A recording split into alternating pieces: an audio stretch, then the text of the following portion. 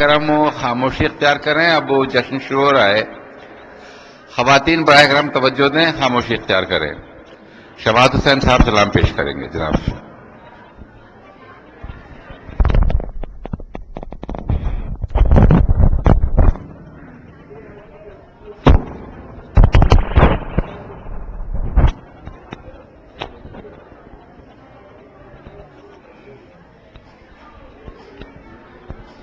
پر محمد و آل محمد صلوات.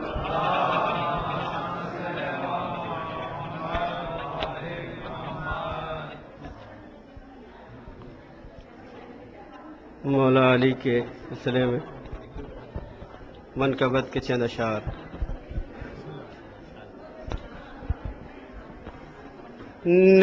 نجات کب ہے امامت کی رہبری کے بغیر. نجات کب ہے امامت کی رہبری کے بغیر. کی مشکلیں نہیں ٹلتی ہیں یا علی کے بغیر. کی مشکلیں نہیں ٹلتی ہیں یا علی کے بغیر. بلا وسیلہ اندھیروں میں ڈھونڈتے ہو خدا, نہیں ملے گا عقیدت کی روشنی کے بغیر. نہیں ملے گا عقیدت کی روشنی کے بغیر. اور گرا ہے یہ کہہ رہے ہیں سردار می سمیت مار. سکون دل کو میسر نہیں علی کے بغیر. سکون دل کو میسر نہیں علی کے بغیر. خوشی کی ابتدا کہیے کہ انتہا کہیے. جدار کعبہ بھی نہ رہ سکی ہنسی کے بغیر. جدار کعبہ بھی نہ رہ سکی ہنسی کے بغیر. اور شعر پر خاص توجہ چاہوں گا. تھا حق پہ کون یہ حق جانے تم بتاؤ مگر. یہ حق چلا ہے کہیں دو قدم علی کے بغیر. یہ حق چلا ہے کہیں دو قدم علی کے بغیر. وضو نماز کی مانند رہ سکے نہ جدا. حضور علی نبی کے بغیر اور نبی علی کے بغیر. علی نبی کے بغیر اور نبی علی کے بغیر. اور آخری شعر ہے: خدا رسول کتاب خدا تھی کافی مگر حضور نہ ہوتا دین مکمل کبھی علی کے بغیر نہ ہوتا دین مکمل کبھی علی کے بغیر. اور مقطع بھی پڑھ دو کیونکہ اب جعفری صاحب چلے گئے. امریکہ میں شباہت یہ بات کہتے رہو ترقی ہوگی نا اسلامی زندگی کے بغیر ترقی ہوگی نا اسلامی زندگی کے بغیر. یہ تھے شماعت حسین صاحب اور علی رضوی. اب وہ ایک قصیدہ پیش کریں گے علی رضوی.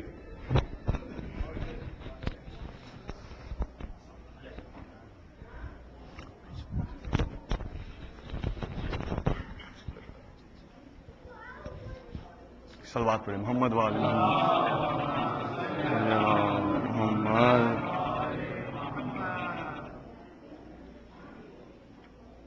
ہوش میں بھی نہیں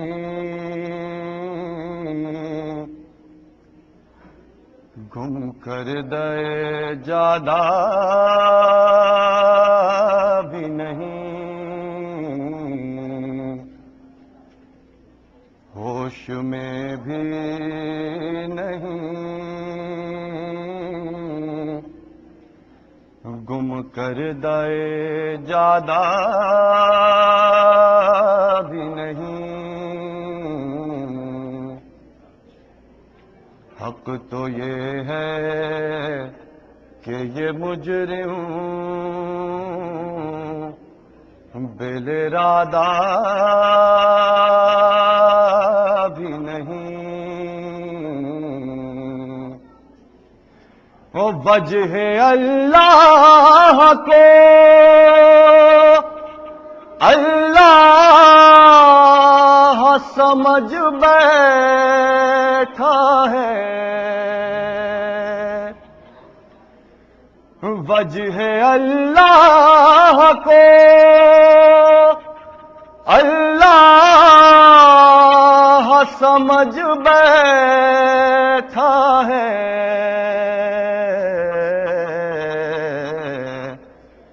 جرم کچھ اس میں نصیری کا زیادہ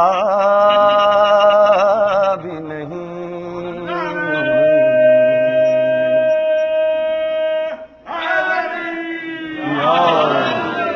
ہوش میں بھی نہیں اور عبد ہے دیکھو کہے کیسے نصیری سے کہوں عبد ہے دیکھو کہے کیسے نصیری سے کہوں مان لے میرا کہا اتنا وہ سادہ بھی نہیں.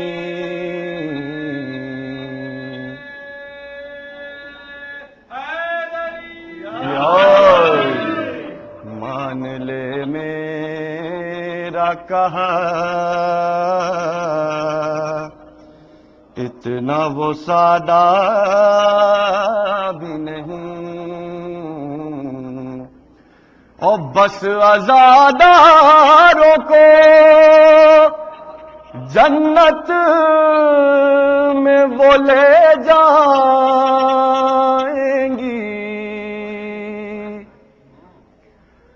بس عزاداروں کو جنت میں وہ لے جائیں گی، بنت احمد کا کسی اور سے وعدہ بھی نہیں، محمد ہوش میں بھی نہیں، اور صرف ایک زیب تبرے کی لگا دیتا ہوں، صرف ایک زیب تبرے کی لگا دیتا ہوں، بات کرنے کا منافق سے ارادہ بھی نہیں، ہوش میں بھی نہیں۔ سلوات پڑھیں محمد وآل محمد کو۔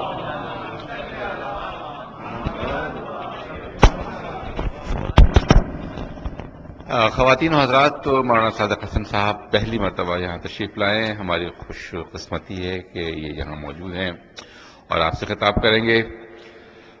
کسی بھی ذاکر کو، خطیب اہل بیت کو، اس کا منفرد انداز، اس کا نظرت بیان، اس کی فکر ہی اس کو منفرد بناتی ہے، اور یہ فیصلہ ظاہر سننے والے ہی کرتے ہیں کہ وہ کس حد تک بقول مولانا کے کیمسٹری خطیب سے سامعین کی ملتی ہے نہیں ملتی۔ ہمیں امید ہے کہ انشاءاللہ آپ کو مولانا کی تقریر بہت پسند آئے گی۔ ہر چند کے کبھی کبھی ان کی شہرت یہ بھی ہوتی ہے کہ یہ ڈراتے بہت ہیں، لیکن یہ کہ اگر ڈرایا نہ جائے تو ظاہر ہے کہ آپ راہ راست پر کیسے رہیں گے۔ اور مولانا خود بھی بتایا کہ کل جشن میں انہوں نے عذاب قبر کے بارے میں بھی پڑھا تھا، تو باہر ان سب چیزوں کے لیے تو آپ کو تیار رہنا ہی چاہیے۔ میں درخواست کروں گا قبلہ سے کہ تشریف لائیں اور مجھے سے خطاب فرمائیں۔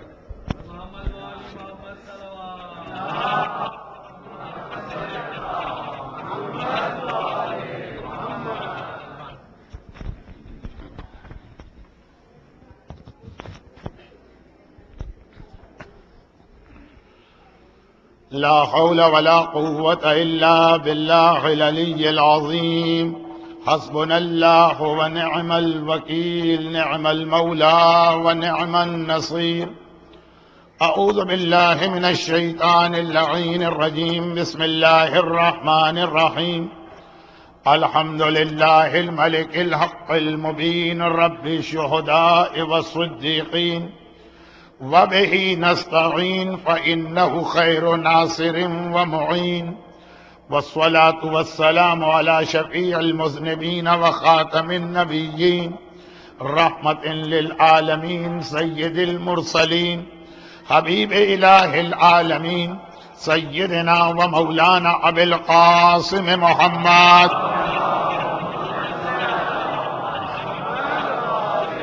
وآله الطيبين الطاهرين المعصومين المظلومين المنتجبين الميامين المكرمين، سيما على بقية الله في الأرضين وحجته على العالمين، الإمام المنتظر والحجة الثاني عشر، اللهم عجل له الفرج، ولعنة الله على أعدائهم وظالميهم وقاتليهم أجمعين۔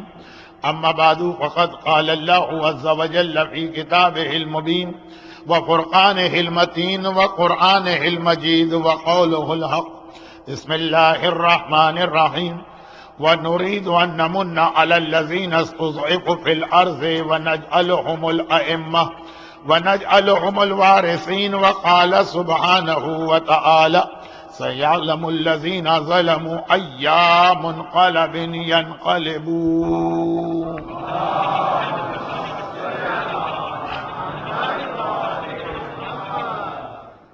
سورہ قصص کی 5ویں آیت اور سورہ شعراء کی آخری آیت.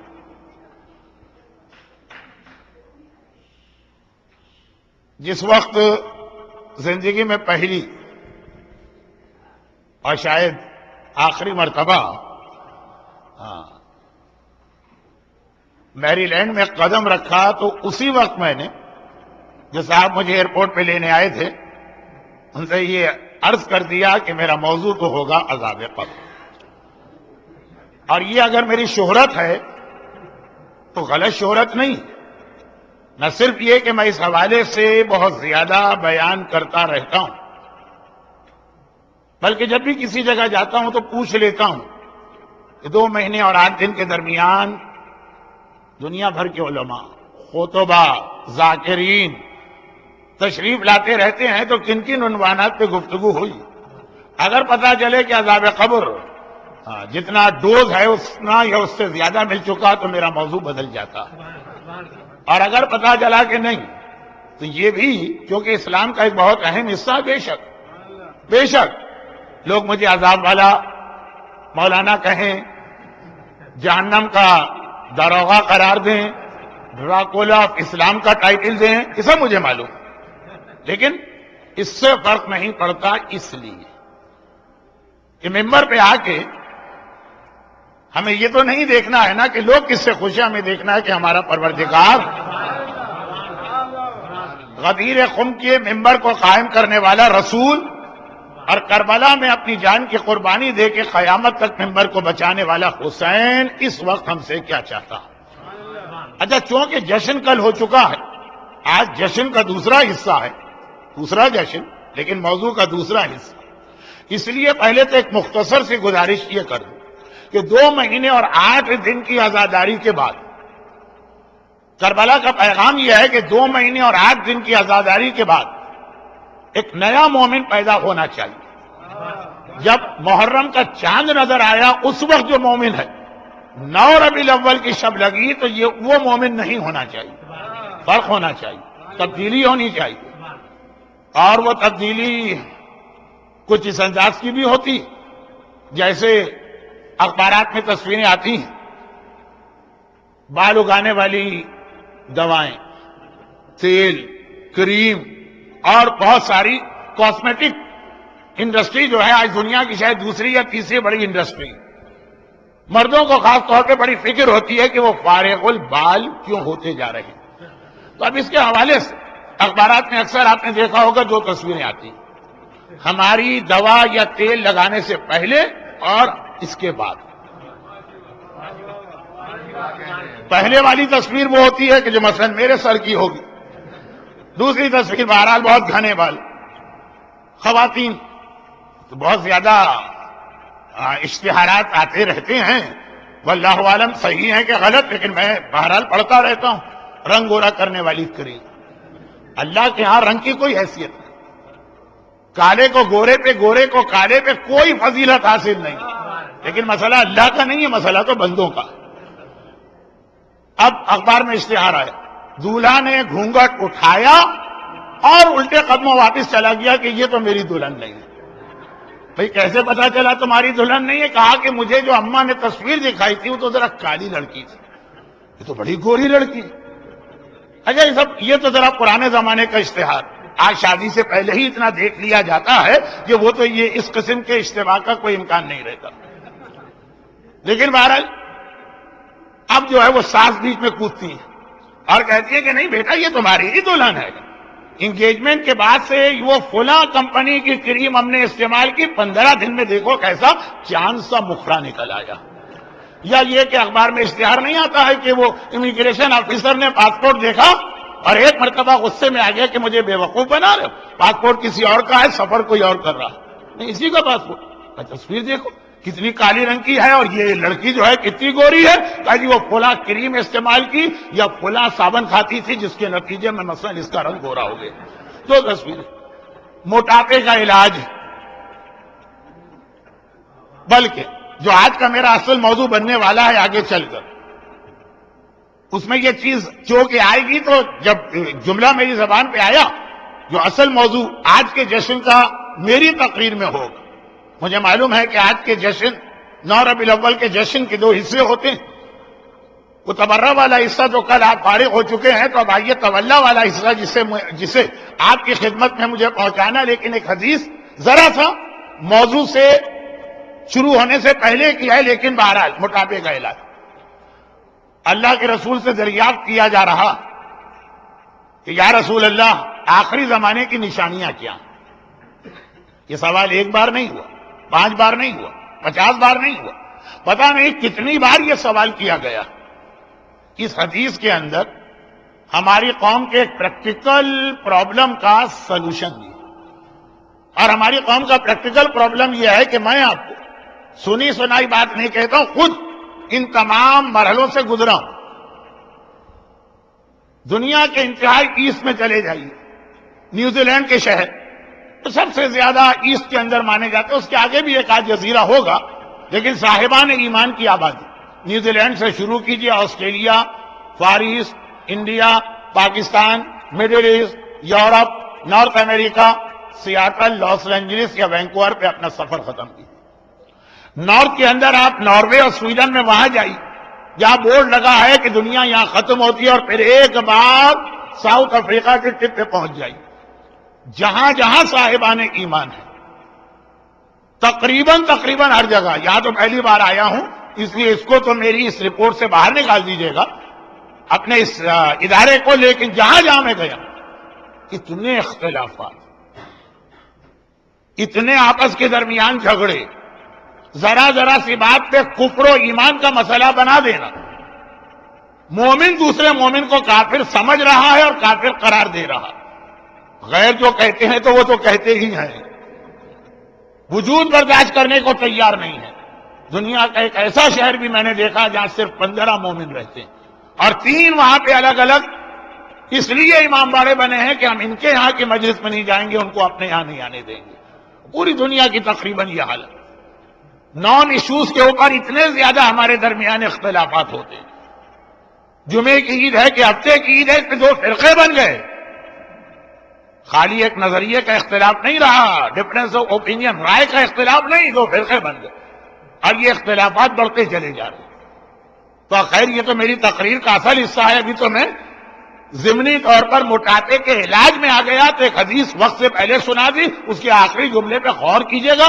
موقع ملا تو شاید اس کو آخری جملے کو بعد میں واضح کروں، موقع نہ ملا تو ایک جملہ بھی کافی ہے، کیونکہ میرا جملہ نہیں، سید کائنات کا جملہ ہے جو خود مدینۃ العلم ہے. جملے پہ غور آپ کو کرنا. اللہ کے رسول سے پوچھا گیا یا رسول اللہ آخری زمانے کی نشانی بتائی. یہ سوال کیا جا رہا ہے حجۃ الوداع، آخری حج. پیغمبر مکے کی سرزمین میں تشریف فرما، صحن کعبہ میں بیٹھے، اور ایک طویل عرصے تک مکے کا قانون تھا کہ کوئی عمارت خانہ کعبہ سے زیادہ بلند نہیں بنائی جا سکتی. اور یہ قانون 360 بتوں کو ماننے والے کافروں نے بھی اس کا خیال رکھا. پیغمبر اسلام نے فرمایا کہ آخری زمانے کی نشانی، چلو سنو، یہی شہر مکہ، یہاں پہ اتنی اونچی اونچی عمارتیں بنائی جائیں گی کہ تمہیں لگے گا کہ شاید وہ آسمان سے جا کر ٹکرا رہی ہے. گھبرا کے لوگوں نے کہا یا رسول اللہ تو کیا کعبے سے بھی اونچی ہوگی؟ کہا کعبہ تو ان کے مقابلے میں نظر بھی آنا بند ہو جائے گا. جو لوگ حالیہ برسوں میں مکہ گئے، یا جن لوگوں نے یوٹیوب یا ٹیلی ویژن کی یا کمپیوٹر کی اور مختلف سائٹس پہ مکے کا فیوچر پلان دیکھا ہے، فیوچر سے مطلب شروع ہو چکا، انہیں معلوم. پیغمبر نے کہا اور سنو، یہ جو مکے میں چاروں طرف تمہیں پہاڑ نظر آ رہے ہیں، ان پہاڑوں کے درمیان سے لوگ گزرا کریں گے. مکے والوں کا سب سے بڑا مسئلہ یہ تھا کہ مکے میں فلیٹ زمین بالکل نہیں، چند گھر قریب میں ہے، باقی سب لوگوں کو پہاڑ عبور کر کے آنا ہوتا. پیغمبر نے کہا لوگ پہاڑوں کے اندر سے گزرا کریں. یا رسول اللہ پہاڑ کے اندر سے یہ کیسے ممکن؟ پیغمبر نے کہا آخری زمانے کی نشانی، آخری زمانے کی نشانی یہ ہے کہ ہر بوڑھے کو جوان بننے کا شوق ہوگا. آخری زمانے کی نشانی یہ ہے کہ نوجوان عورتوں سے زیادہ سنگار کیا کریں گے. دیکھیں مجھے کوئی تقریباً تین چار ہزار حدیثیں یاد ہیں، 7-8 ہزار فقہی مسئلے یاد. آج تک یہ یاد نہیں کر سکتا کہ لیڈیز ڈریسنگ ٹیبل پہ کتنی چیزیں ہیں اور ان میں سے ہر ایک کا کام کیا. لیکن آخری زمانے میں اس سے زیادہ مردوں کی حالت ہوگی. آخری زمانے میں عورتیں موٹاپے کا علاج کیا کریں گی. دیکھیں یہ بہت اہم نشانی عرب میں. رسول اللہ کے زمانے میں عورت کی خوبصورتی کا راستہ اس کا موٹا ہونا. جیسے آپ نے سنا ہوگا نا کہ چین کے لوگ اپنی بچیوں کے پیر چھوٹے رکھنے کے لیے لوہے کے جوتے پہناتے تھے کہ چین میں خوبصورتی یہ تھی.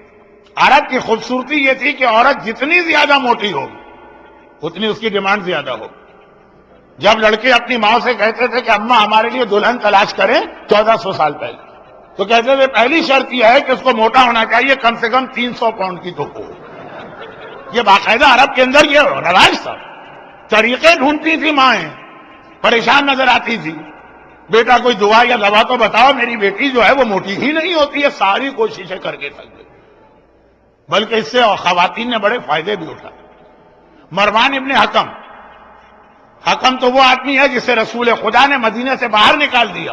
طرید رسول کا نکالا ہوا، لیکن اس کو کسی نے بعد میں بلایا. اور مروان ابن حکم اس کا بیٹا. یزید کے مرنے کے بعد سلینگ لینگویج کا لفظ استعمال کر رہا ہوں کیونکہ جشن مجلس ہوتی تو میں خود بھی بڑا خیال کرتا کہ یزید کے واصل جہنم ہونے کے بعد مروان کی لاٹھی کھل گئی، خود بخود اسے حکومت مل گئی. نہیں، خود بخود بھی نہیں ملی. یزید کی بیوہ سے شادی کر لی اسے.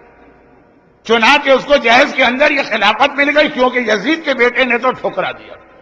مجھے نہیں چاہیے وہ حکومت جس کی بنیاد خون حسین پہ رکھی گئی. میرا باپ بھی اپنے گناہوں کی سزا جہنم میں برداشت کر رہا ہے، میرا دادا بھی اپنے گناہوں کی سزا بھگت رہا. میں اپنے باپ اور دادا کے جرم میں ان کا شریک نہیں بننا چاہتا. کہ یزید کا بیٹا کہہ رہا اتنا پکا مومن.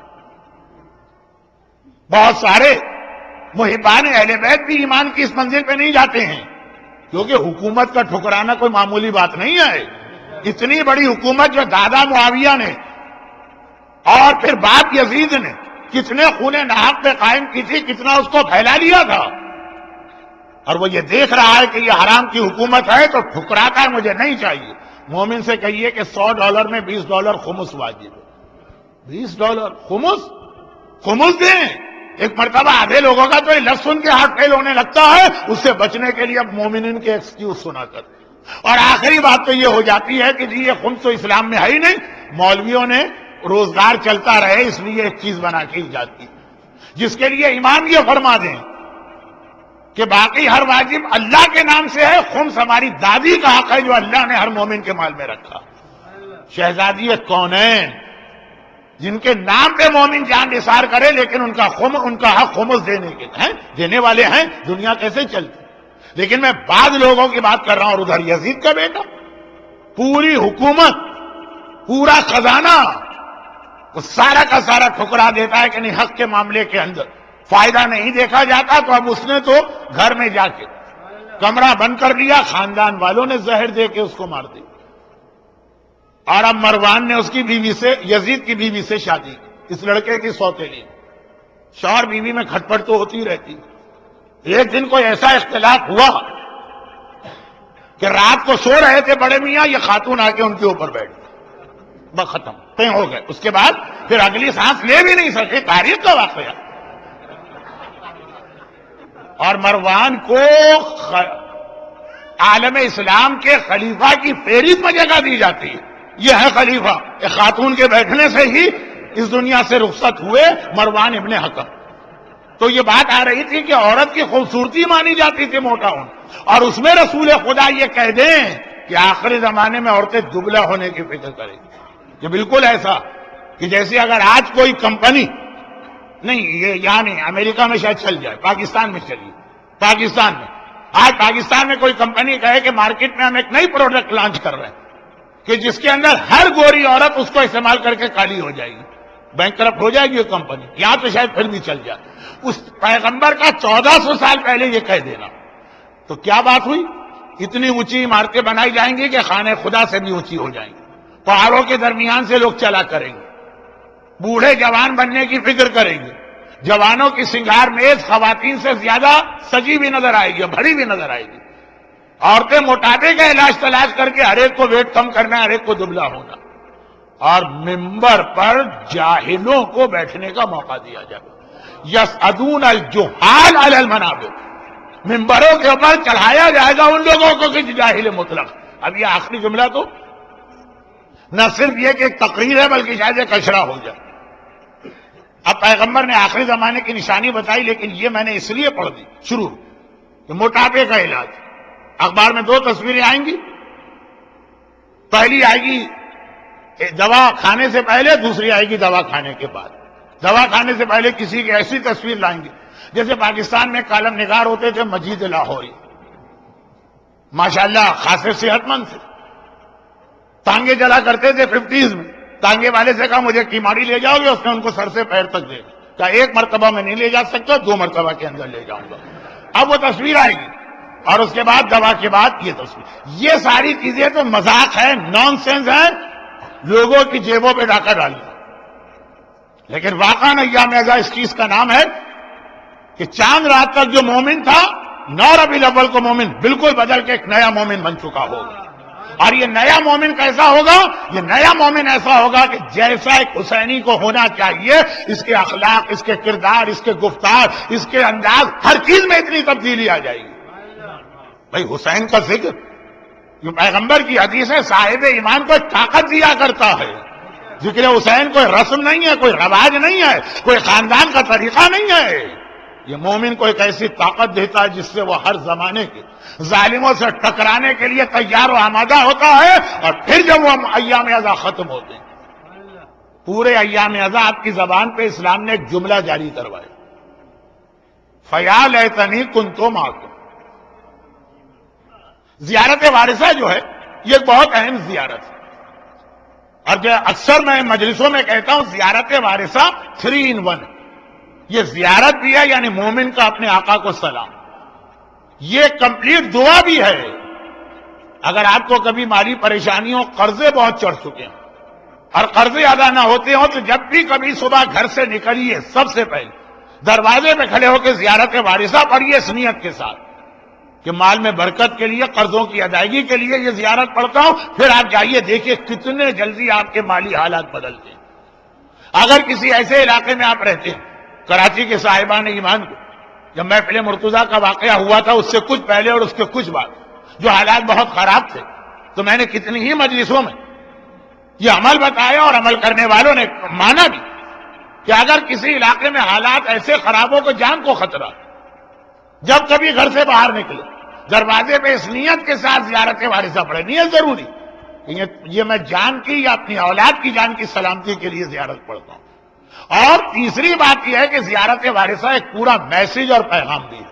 یہ مومن کا سلام بھی ہے اپنے آقا کے لیے، یہ حاجتیں پوری کرنے کی دعا بھی ہے، اور یہ مکمل ایک پیغام بھی ہے زیارت وارثہ. اس میں ایک لفظ آتا کہ جب آپ نے تمام شہدائے کربلا کو یاد کیا، اور بہت عجیب لفظ آتا، تو پہلے تو اس سے پہلے والا لفظ بتا دو، کربلا کی مٹی خاک شفا.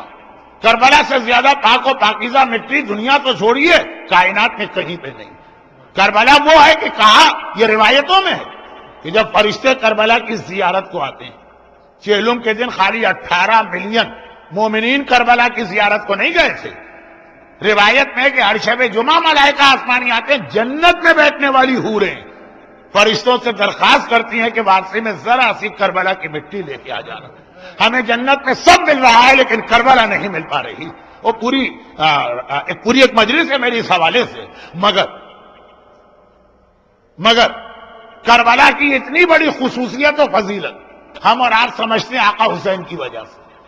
آقا کا رتبہ تو بہت بلند، علی اکبر کا رتبہ تو بہت بلند، عباس کا رتبہ تو بہت بلند. جو ہر شب جمعہ ہم زیارت پڑھتے ہیں، اس کے اندر فقرہ کیا ہے کہ اے شہدائے کربلا غیر معصوم، حبیب ابن مظاہر، اے مسلم ابن اوسجا، اے حر ابن یزید ریاحی، اے غلام حبشی جون، طبتم وطابت الارض التي فيها دفنتم. تم بھی پاک ہوئے اور جس زمین میں تم دفن ہوئے یہ زمین بھی پاک ہو گئی. حسین تو بہت یعنی ہماری عقلیں جواب دے جائیں، معرفت حسین نہ کر سکے، ایک غلام حبشی جون کی زمین میں دفن ہوا، اس کی وجہ سے زمین پاک و پاکیزہ ہو گئی۔ کربلا کا اتنا بڑا رتبہ شہدائے کربلا سے ہوا۔ لیکن پھر یہ جملہ ہے فَيَا لَيْتَنِي كُنتُ مَعَكُمْ، پورے ایام ازا میں یہ فقرہ آپ سے کہلوایا گیا۔ اچھا، بعض چیزیں ایسی ہوتی کہ آدمی خود کہتا جاتا ہے، خود اس کو نہیں پتا میں کیا کہہ رہا ہوں۔ ہاں، ایک فائدہ یہ ہوتا ہے کہ بہرحال وہ چیز دماغ میں رہ جاتی ہے۔ مثلا 9 ربیع الاول جشن عید الاضحیٰ، 8 ربیع الاول کو لکھنؤ، حیدرآباد، کراچی ایک طریقہ ہے کہ اہل حرم کی مدینہ واپسی، یہ تاریخ 8 ربیع الاول کی اہل حرم کی واپسی کے حوالے سے منائی جاتی ہے۔ تو یہ روایت میں 9 ربیع الاول کو پڑھتا ہوں۔ 8 کو اہل حرم کی واپسی آئی تو اب 9 کی روایت، جب اہل بیت مدینے آ گئے تو 8 کا دن تو اس حالت میں گزرا کہ زینب کبریٰ نے مدینے میں داخل ہونے سے انکار کیا، ام البنین آ کے بیٹی کو لے کے گئیں، پہلے نانا کی قبر پہ گئیں، پھر ماں کی قبر پہ آئیں، پھر بھائی کے گھر پہ گئیں، پھر اپنے گھر گئیں، اور عبداللہ ابن جعفر طیار نہ پہچان سکے۔ یہ تو 8 کا بیان۔ 9 ربیع الاول کربلا کے بعد جب اہل حرم آئے، جو پہلا دن آیا، اب مدینے والے پرسہ دینے آنے لگے۔ پہلا دن اہل بیت ایک طرح سے سمجھیے کہ اپنے ذاتی معاملات کے پرسنل پرسے ہو رہے تھے۔ 9 کو پورا مدینہ پرسہ دینے آیا۔ مدینے والے حسین کو جانتے ہیں، پہچانتے ہیں، چنانچہ آئے اور پرسہ دیتے دیتے ایک بات کہی۔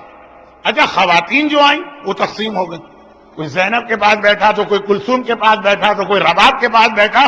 مرد جتنے آئے تو کربلا سے ایک ہی مرد تو زندہ آیا، سارا مجمع سجاد کے پاس، اور ان میں ایک آدمی نے ایک بڑا عجیب سوال کر دیا۔ بدتمیز تھا یا نادان تھا یا کم معرفت رکھنے والا کا، کچھ بھی تھا، بڑا عجیب سوال کر دیا۔ کہا مولا سجاد، میں اس دن بھی مدینے میں تھا جس دن آپ کا بابا قافلہ لے کے گیا۔ کیا شان سی قافلے؟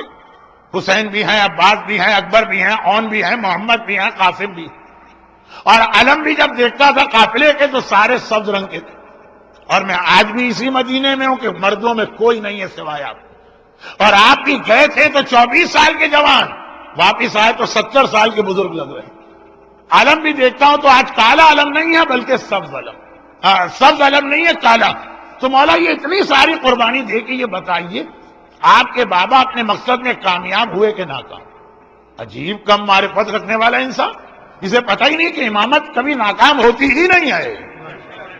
اگر امام زندہ آ جائے تب بھی کامیاب ہے، امام مارا جائے تب بھی وہ کامیاب ہے۔ علی نے اگر مرہب کا سر کاٹا تب بھی کامیابی ہے، اور حسین کا کٹا سر نو کے نیزہ پہ بلند ہوا تب بھی کامیابی ہے۔ مگر وہ ہے ایسا نادان، نہ سمجھ، کم معرفت والا۔ مولا نے اسے دیکھا، سوال سنا، کہا اچھا پہلے میرا چھوٹا سا کام کرتے، اس سامنے میرے جد کی مسجد النبوی، جلدی سے جا کے 2 رکعت نماز پڑھ کے آ گئے۔ وہ گیا، نماز پڑھ کے آ گئے۔ مولا میرے سوال کا جواب، امام نے کہا جواب مل تو گیا، جواب مل تو گیا ہے، اب کیا جواب مانگ رہا؟ گھبرا کے کہا مولا کون سے جواب، آپ نے کوئی جواب نہیں دیا۔ کہا کیا عمل کر کے آ رہا ہے؟ کہا مولا میں نماز پڑھ کے آ رہا ہوں۔ کہا یہ نماز تیرے سوال کا جواب۔ قیامت تک جب بھی اس دنیا میں کوئی نماز پڑھی جاتی ہے وہ حسین کی فتح کا اعلان ہوتی ہے۔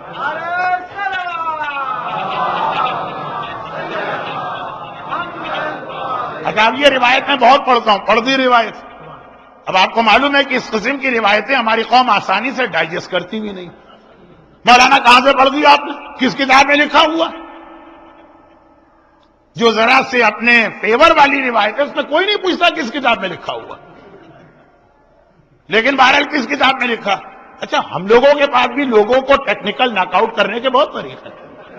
میں ایک ایسی کتاب کا نام لے سکتا ہوں جس کا دنیا میں صرف ایک نسخہ ہو، وہ بھی کسی ایسی لائبریری میں کہ پتہ یہ تو وہاں جا ہی نہیں سکتا۔ اس کو تو جواب دے دیا نا کہ فلاں کتاب کے 6 جلد کے صفحہ 172 پہ لکھا۔ اب وہ جائے کہاں سے، کتاب لے کہاں سے، 6 جلد اٹھائے کیسے، صفحہ 172 کھولے کیسے، کھول بھی لے تو سمجھے کیسے؟ عربی کتاب نہیں، میں نہیں کرتا بھائی۔ اس نے سوال کیا، اس کو مطمئن کرنا۔ میں نے کہا کہ آپ کو کیا اعتراض؟ کہا مولانا اعتراض یہ کہ کربلا کا اتنا بڑا واقعہ اور آپ نے اس کو نماز کے اندر محدود کر دیا، یہ کہاں سے پڑھا آپ نے؟ میں نے کہا یہ میں نے آپ سے سن کے پڑھا، آپ سے آپ راوی ہیں، آپ میرا سورس ہیں، آپ نے مجھے بتایا۔ ارے تو ایسا لگا جیسے بارود کو جو ہے لگا دی گئی، ایک مرتبہ وہ بھڑک اٹھا کٹ گیا، مولانا میں تو اس پہ اعتراض کر رہا ہوں اور آپ کہہ رہے ہیں میری وجہ سے آپ نے یہ پڑھا۔ میں نے کہا میں نے ہمیشہ ہر شب جمعہ آپ کو دیکھا ہے کہ آپ آقا حسین کی زیارت پڑھتے ہیں، اور اس میں آپ کہتے ہیں اشہد انک قد اقمت الصلاۃ۔ آقا حسین میں گواہی دیتا ہوں کہ آپ نے نمازیں بچائیں۔ عربی میں آپ پڑھیں تو کوئی اعتراض نہیں، خالی اردو ترجمہ میں کر لوں تو کہاں سے آ گئی روایت، اعتراض ہو گیا۔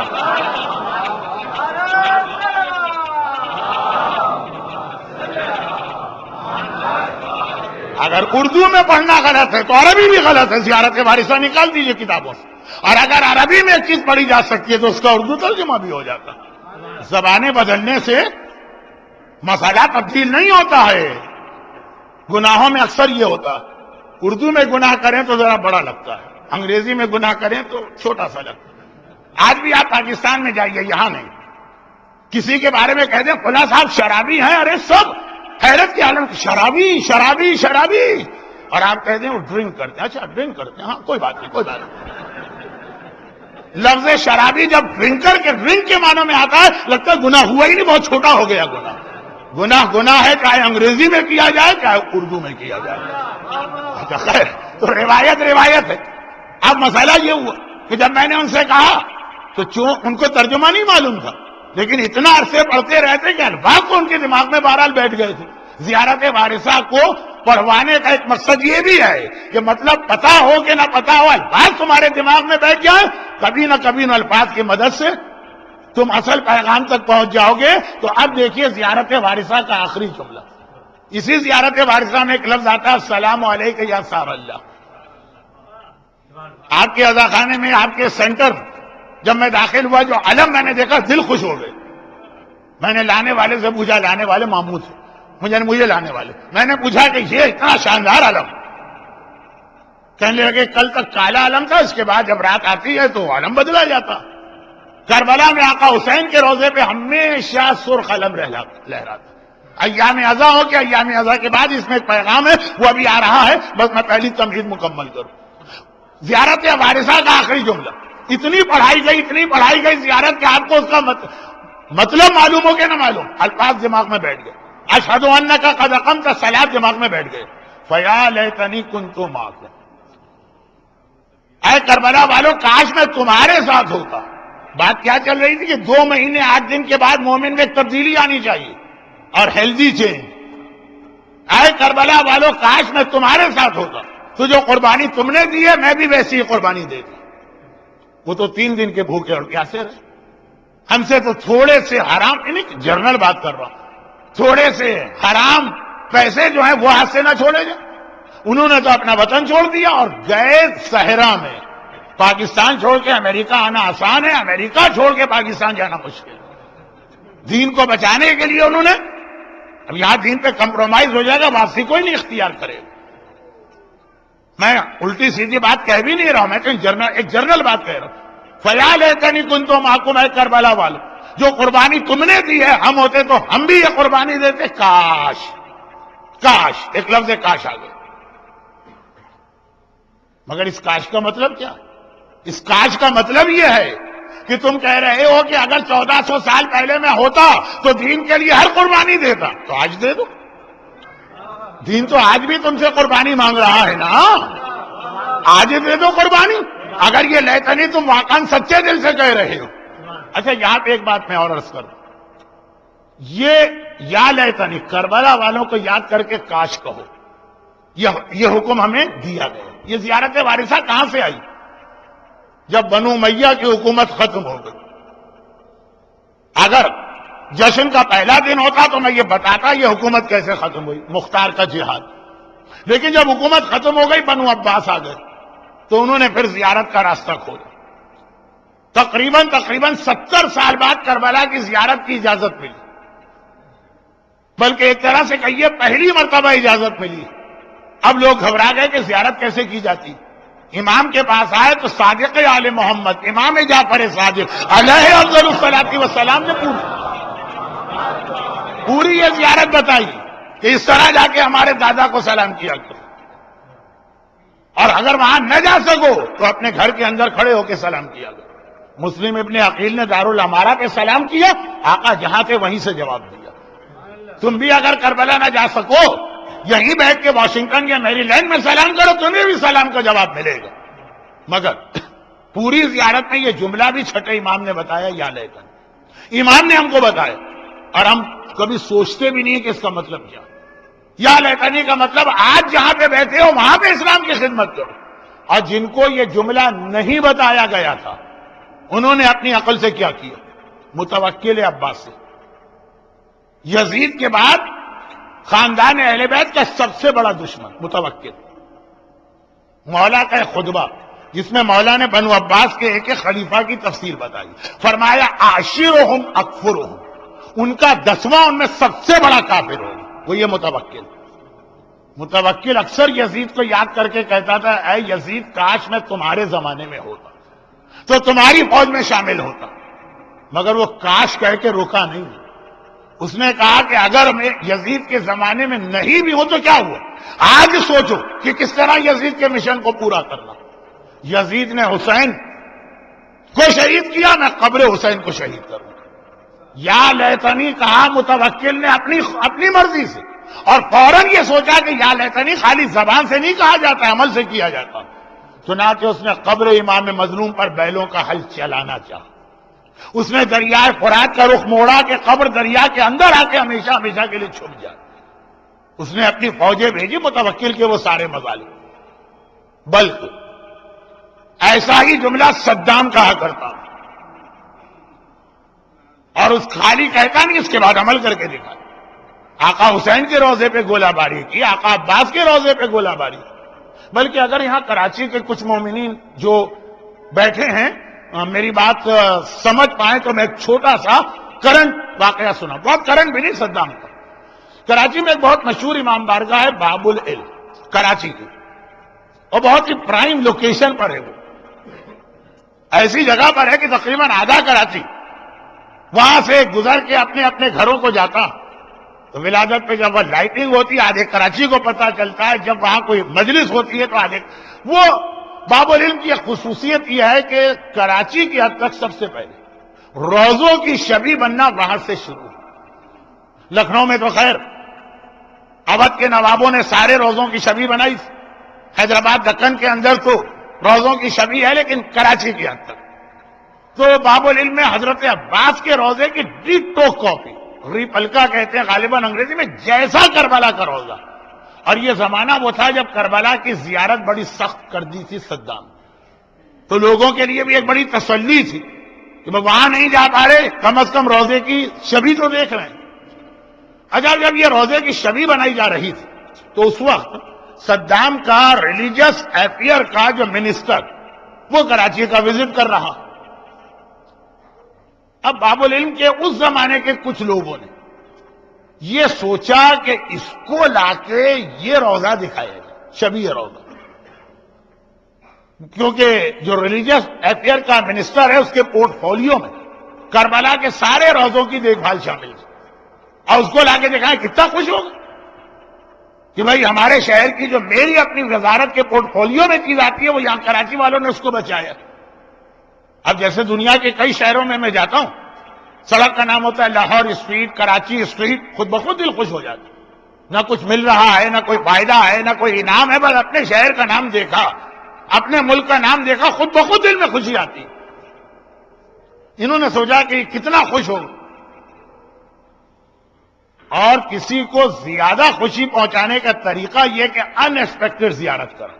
تو اس کے پاس گئے، کہا کہ ہمارا امام باڑہ ہے باب العلم کا، آپ ایک وزٹ وہاں کبھی کر دیجیے، وہاں بہت مومنین آتے ہیں۔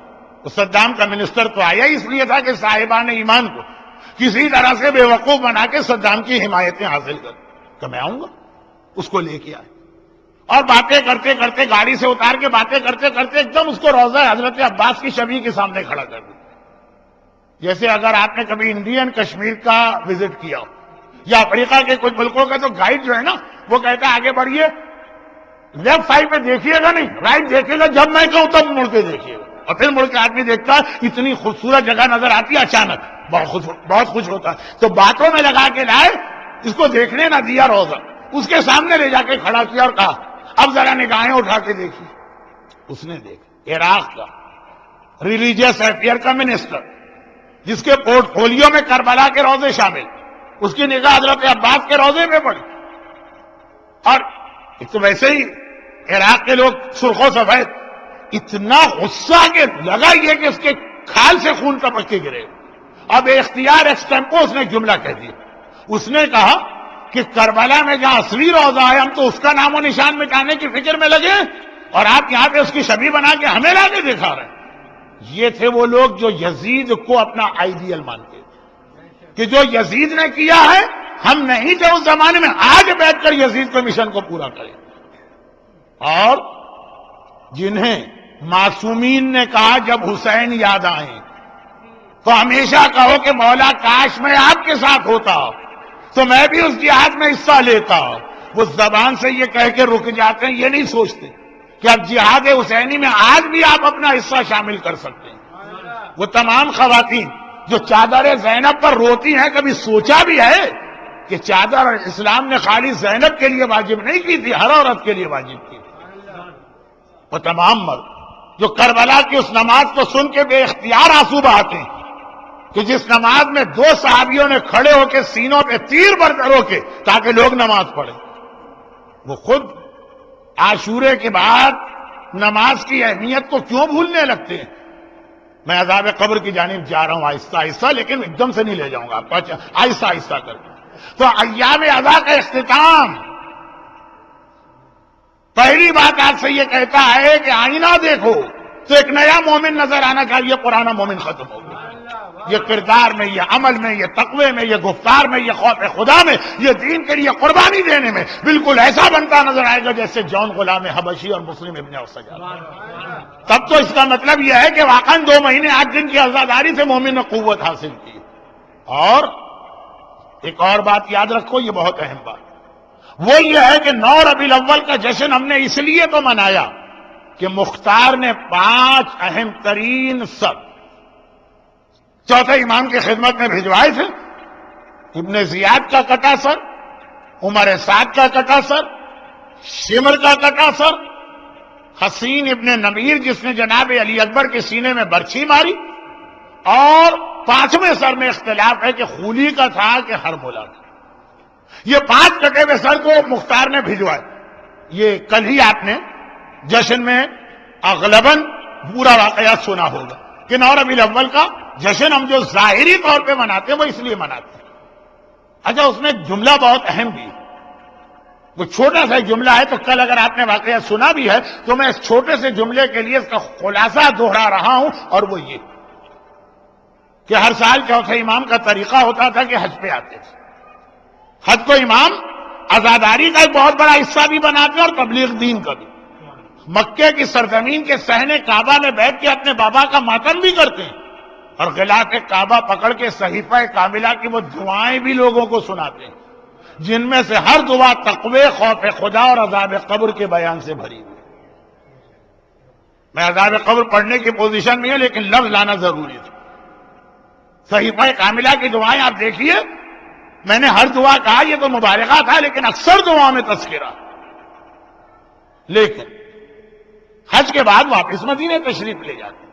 66 ہجرہ کا جو حج آیا، حج آخری مہینے میں ہوتا. اس کے بعد امام مدینے نہیں گئے، مکے ہی میں اسٹے کیا. 3 مہینے مکے میں رہے. ضیاء الحق نے جو ایک کتاب چھپوا کے حاجیوں کو دی تھی، مکے میں ایک گھر ہے دار علی، یہ بالکل اس مکان سے ملا ہوا ہے جو ابھی تک تو ہے. اگلے مہینے ٹوٹے گا کہ اگلے سال منصوبے میں تو ہے، لیکن ابھی رکے ہوئے. پیغمبر کا برتھ پلیس، اگلے اتوار کو آپ رسول خدا کی ولادت کا جشن منائیں گے. رسول کس گھر میں پیدا ہوئے ابھی تک موجود ہے. صفا مروہ سے باہر آئیے، شاہی محلات جہاں ختم ہوتے ہیں، میں 2 ڈبل اسٹوری ایک ہی مکان، بس اس کے چاروں طرف اور کچھ بھی نہیں.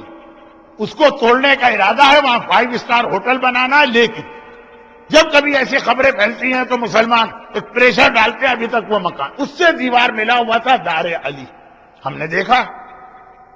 اب ضیاء الحق کی کتاب میں جو ہر حاجی کو دی جاتی تھی لکھا تھا دار علی، یہ علی کا گھر ہے۔ تو یہ نام کیوں پڑا ہے؟ اس لیے کہ یہاں علی پیدا ہوئے تھے، بخاری نام کی وجہ سے کہا یہاں علی پیدا ہوئے تھے، نہ ہوئے خواجہ حسن نظامی ثانی۔ بہت مشہور جملہ ہے جو دہلی کی علی کانگریس میں انہوں نے کہا تھا، ایسے ہی لوگوں کو دیکھ کے کہا کہ آج کل نئے نئے ریسرچ اسکالر نکلے۔ جب یہ ریسرچ اسکالر کہتے ہی ایسے آدمی کو جسے اپنی قابلیت بگھارنے کا شوق ہے، دکھانا میری بڑی معلومات ہے، آج سے کسی کے پاس ایسی معلومات نہیں۔ کبھی ہمارے ہاں بھی کچھ لوگ ایسے آتے ہیں کربلا کے حوالے سے ایسی ریسرچ شروع کر دیتے، ضرورت کیا ہے تمہیں اس مسئلے میں دخل دینے کی؟ لیکن نہیں، ریسرچ اسکالر۔ تو آپ خواجہ حسن نظامی ثانی کہتے ہیں کہ مسلمانوں میں ریسرچ اسکالر پیدا ہوگا کہ جی علی کعبے میں نہیں پیدا ہوئے، نہیں ہوئے ہوں گے تو کہیں تو پیدا ہوئے ہوں گے، وہ جگہ میں بتا دو تاکہ ہم اسی کو اپنا کعبہ بنا لیں۔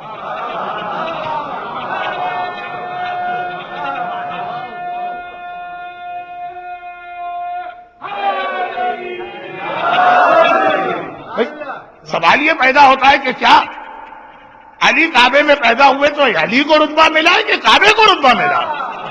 کہ کعبے کی فضیلت بنی ہے کہ علی کی ولادت کے لیے اس جگہ کا انتخاب کیا گیا، ورنہ علی جہاں پیدا ہوتے وہ فضیلت میں کعبے جیسی جگہ بن جاتی۔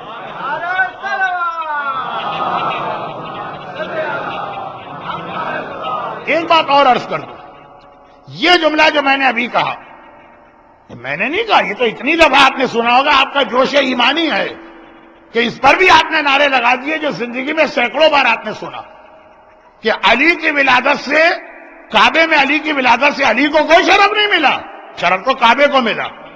شاعروں نے بھی اس کو نظم کیا، مقررین نے بھی اس کو اپنے انداز سے بیان کیا، علماء نے بھی اس کو پڑھا۔ ایک صرف آپ کی معلومات کے لیے جملہ کہ آپ کو معلوم ہے کہ تاریخ میں سب سے پہلے یہ والا فضائل کا نقطہ کس نے بتایا کہ کعبے کو شرف ملا، علی کو شرف نہیں ملا، علی تو جہاں پیدا ہو۔ تاریخ میں سب سے پہلے یہ کس نے یہ جملہ کہا؟ میں نے ابھی اس سال لندن کے عشرے میں، پہلا عشرہ لندن میں پڑھا، وہاں سرسری یہ بات کہہ دی تھی۔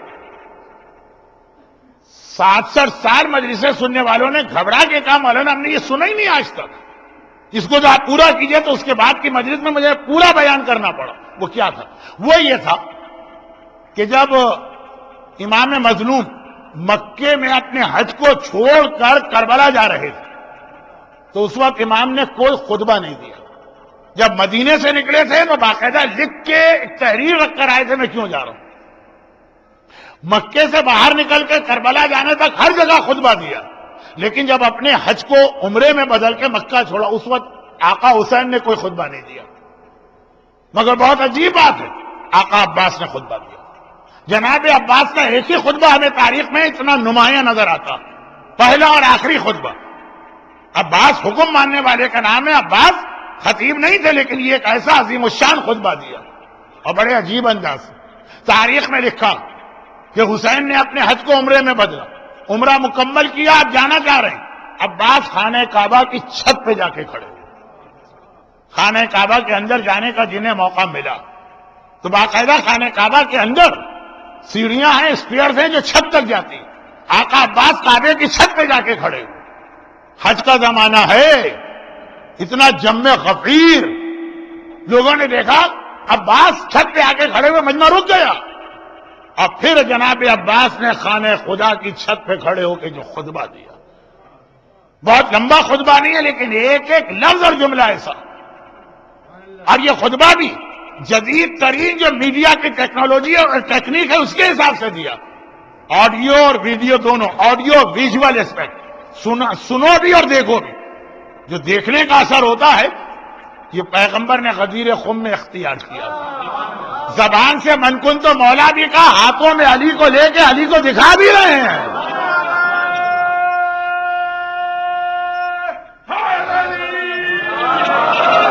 کانوں کی عبادت بھی ہوتی رہے، آنکھوں کی عبادت بھی ہوتی رہے، یہی طریقہ علی کے وارث عباس نے اختیار کیا۔ اور وہ کیا کہ کعبے پورا خطبہ نہیں پڑھ رہا ہوں، وہ بہرحال پھر بعد میں جب میں نے اسے باب المراد کی ایک دو مجلسوں کے بعد پورا خطبہ پڑھا تھا، کیونکہ پہلا جملہ سن کر مجمع بے چین ہو گئے، تو پھر تو اس کا انگریزی ترجمہ ہوا، ای میل کے ذریعے سرکولیٹ ہوا، لیکن پہلا جملہ، اور وہ اس طرح سے پہلا جملہ کہا، اس سامنے آقا حسین مجمع میں صحن کعبہ میں، ایک سیدھے ہاتھ کی انگلی آقا حسین کی جانب اور الٹے ہاتھ کی انگلی جو ہے وہ خانہ کعبہ کی چھت کی جانب ہے جس پہ خود کھڑے دکھا بھی رہے ہیں اور سنا بھی رہے ہیں، الحمدللہ الذی شرف ھذا بقدوم ابی، ساری تعریفیں اس اللہ کی جس نے کعبے کو یہ شرف بخشا کہ حسین کے بابا اس کے اندر پیدا ہوئے۔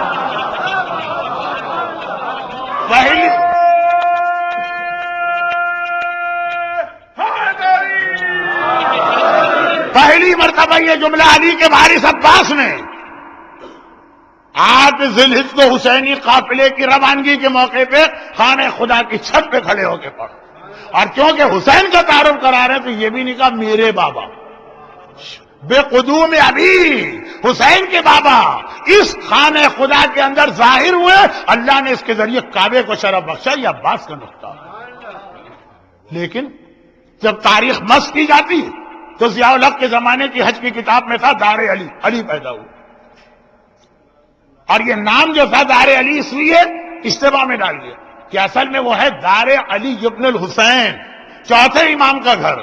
چوتھے امام کا کون سا گھر؟ جہاں امام نے 66 ہجری کے حج کے بعد 3 مہینے اور قیام کیا، پورا محرم وہاں رہے، 67 شروع ہو چکا، پورا سفر وہاں رہے، ربیع الاول کے 8 دن وہاں رہے، 9 ربیع الاول کا دن آئے، اور اب جو امام 2 مہینے اور 8 دن، بلکہ اگر حج کی تاریخوں سے کیلکولیٹ کریں تو 3 مہینے، 3 مہینے جس گھر میں رہے تو روزانہ نماز فجر حرم میں پڑھ کے امام وہاں آتے ہیں، گھر کا دروازہ کھول دیا جاتا، جتنے آنے والے آنا چاہیں آ کے امام کے بعد بیٹھے، پھر باقاعدہ ناشتے کا انتظام ہوتا ہے، دسترخوان بچھایا جاتا اور لوگوں کو ناشتہ دیا جاتا، اور چونکہ میزبان کی بھی ذمہ داری ہے کہ نہ صرف یہ کہ مہمانوں کے ساتھ بیٹھے بلکہ آغاز وہی کرے، تو خود امام بھی تشریف فرما۔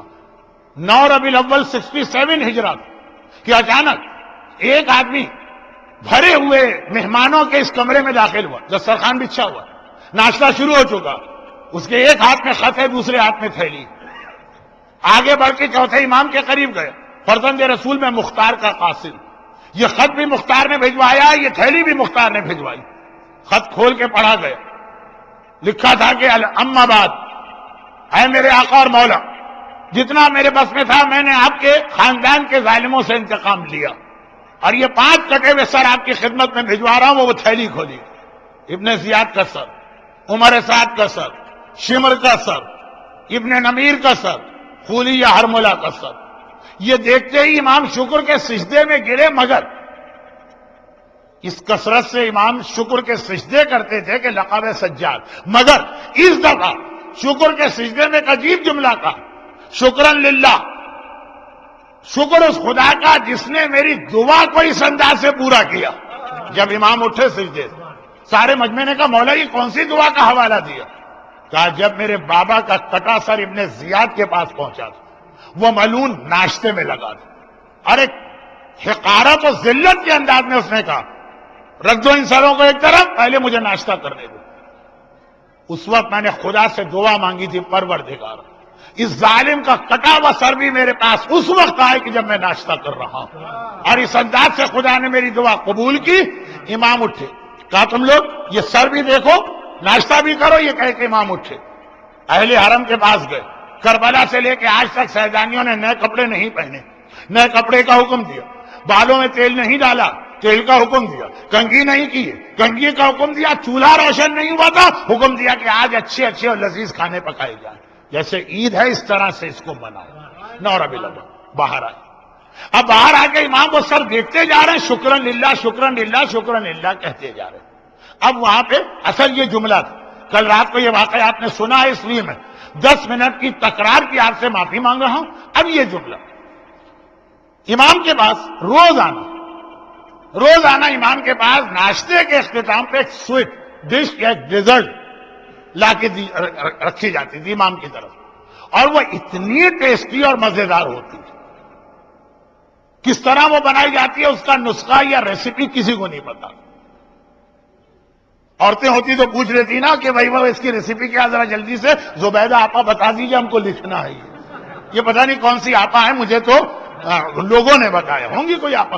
تو خلاصہ یہ ہے کہ اب وہاں چونکہ عورتوں کا انوالومنٹ نہیں ہے، مردوں، وہ اتنی لذیذ کہ بہت سارے لوگ جو امام کو امام بھی نہیں مانتے، وہ ناطق ہے، خالی وہ سویٹ ڈش کھانے کے لیے آتے، خالی اس کے لیے۔ جو ہمارے یہاں تبرک کا بھی ایک کنسپٹ ہے کہ اس بہانے لوگوں کو لا کے بٹھاؤ، پیغام امام پہنچاؤ، ہے ایک تصور، لیکن اس کی تفصیل میں نہیں جا رہا۔ تو خیر، ان کو باقی معاملات سے اتنا انٹرسٹ نہیں تھا، اب وہ انتظار کر رہے ہیں کہ بھئی اب آتی ہے وہ ڈیزرٹ، اب آتی ہے وہ سویٹ ڈش جس کے لیے ہم اپنے سارے کام چھوڑ کے یہاں آ کے بیٹھتے ہیں۔ آدھا گھنٹہ گزر گیا، امام وہ کٹے ہوئے سر دیکھ رہے ہیں، خوش ہو رہے ہیں۔ کسی نے کہا کہ فرزند رسول بہت دیر ہو گئی ہے، ناشتہ ختم ہوئے، گیپ سا آ گیا، وہ سویٹ اب تک نہیں آئی۔ یہ جملہ امام کا میں بتا رہا ہوں۔ امام نے کہا کہ ان ملعونوں کے کٹے ہوئے سر کو دیکھنے سے مومن کے دل میں جو مٹھاس پیدا ہوتی ہے، کیا اس کے بعد بھی کسی مٹھاس کی ضرورت ہے؟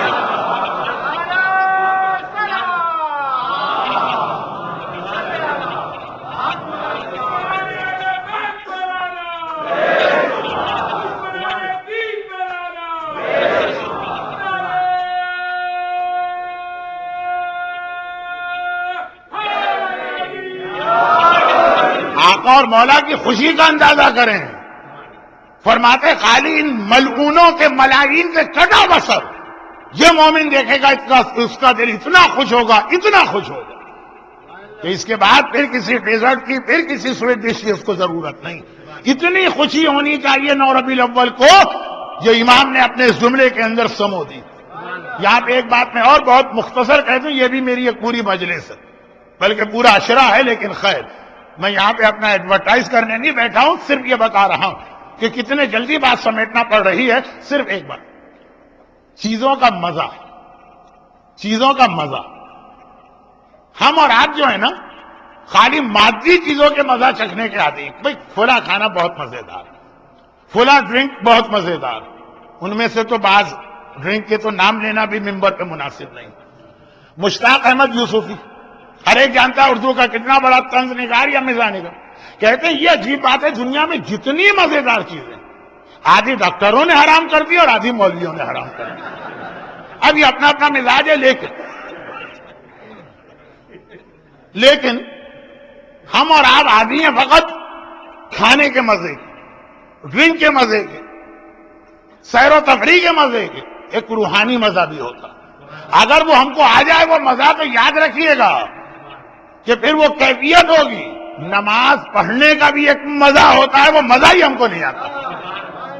بعض اوقات بخار کے اندر آدمی کا یہ جو ٹیسٹ بڈ ہے نا، یہ ذائقہ کا احساس نہیں ہوتا۔ اس کو آپ بریانی کھلائیے کہ اسے آپ حلیم کھلائیے کہ انتہائی پھول عورت کے ہاتھ کے پکے ہوئے کھانے کھلائیے، پتہ ہی نہیں چلے گا اس کو۔ ہمیں جو ہے نا عبادتوں کے حوالے سے آج تک یہ پتہ ہی نہیں چلا۔ نماز خود ایک ایسی مزیدار چیز ہے کہ اگر اس کا مزہ آ گیا تو مومن مصلی سے ہٹنے کو تیار نہیں ہوگا، اس کو دھکے دے کے ہٹانا پڑے گا، بھائی جا کے دوسرے کام نہیں کرو۔ قرآن پڑھنے کا ایک مزہ ہوتا۔ 11 فروری 1979، 11 فروری 1979، دیکھیے 11 فروری کو مصر میں ابھی ایک ریولیوشن جیسا نظر آیا۔ ابھی تو ہم کو پتہ نہیں کہ کیا ہوگا، یہ ہے کیا چیز، اس واقعے کی حقیقت کیا، لیکن 79 کا عظیم انقلاب تو یاد ہے نا آپ کو۔ اس کا ایک چھوٹا سا واقعہ سنی، کیونکہ میں ابھی ایئرپورٹ سے لے کے آپ کے سینٹر تک جو آیا تو اگر کہ برف ہٹا دی گئی لیکن جگہ جگہ برف نظر تو آ رہی ہے۔ 79 کے بعد انقلاب ایران، یہ ابھی 2 دن پہلے انقلاب ایران کی 32ویں سالگرہ تھی۔ 11 فروری 1979، 1979، 11 فروری 2011، 32 سال۔ لیکن ایک چھوٹا سا واقعہ، جب یہ انقلاب ایران کامیاب ہوا تو اس وقت ساری دنیا سے لوگ حضرت امام خمینی کو مبارکباد دینے کے لیے ایران آنے لگے۔ وہ کوئی مسئلہ شیعہ سنی مسلمان کافر کا بھی نہیں تھا، ہر طرف سے لوگ آ رہے۔ تیونس میڈیٹرین کا ایک ایسا علاقہ کہ جہاں شیعت کبھی پہنچی ہی نہیں۔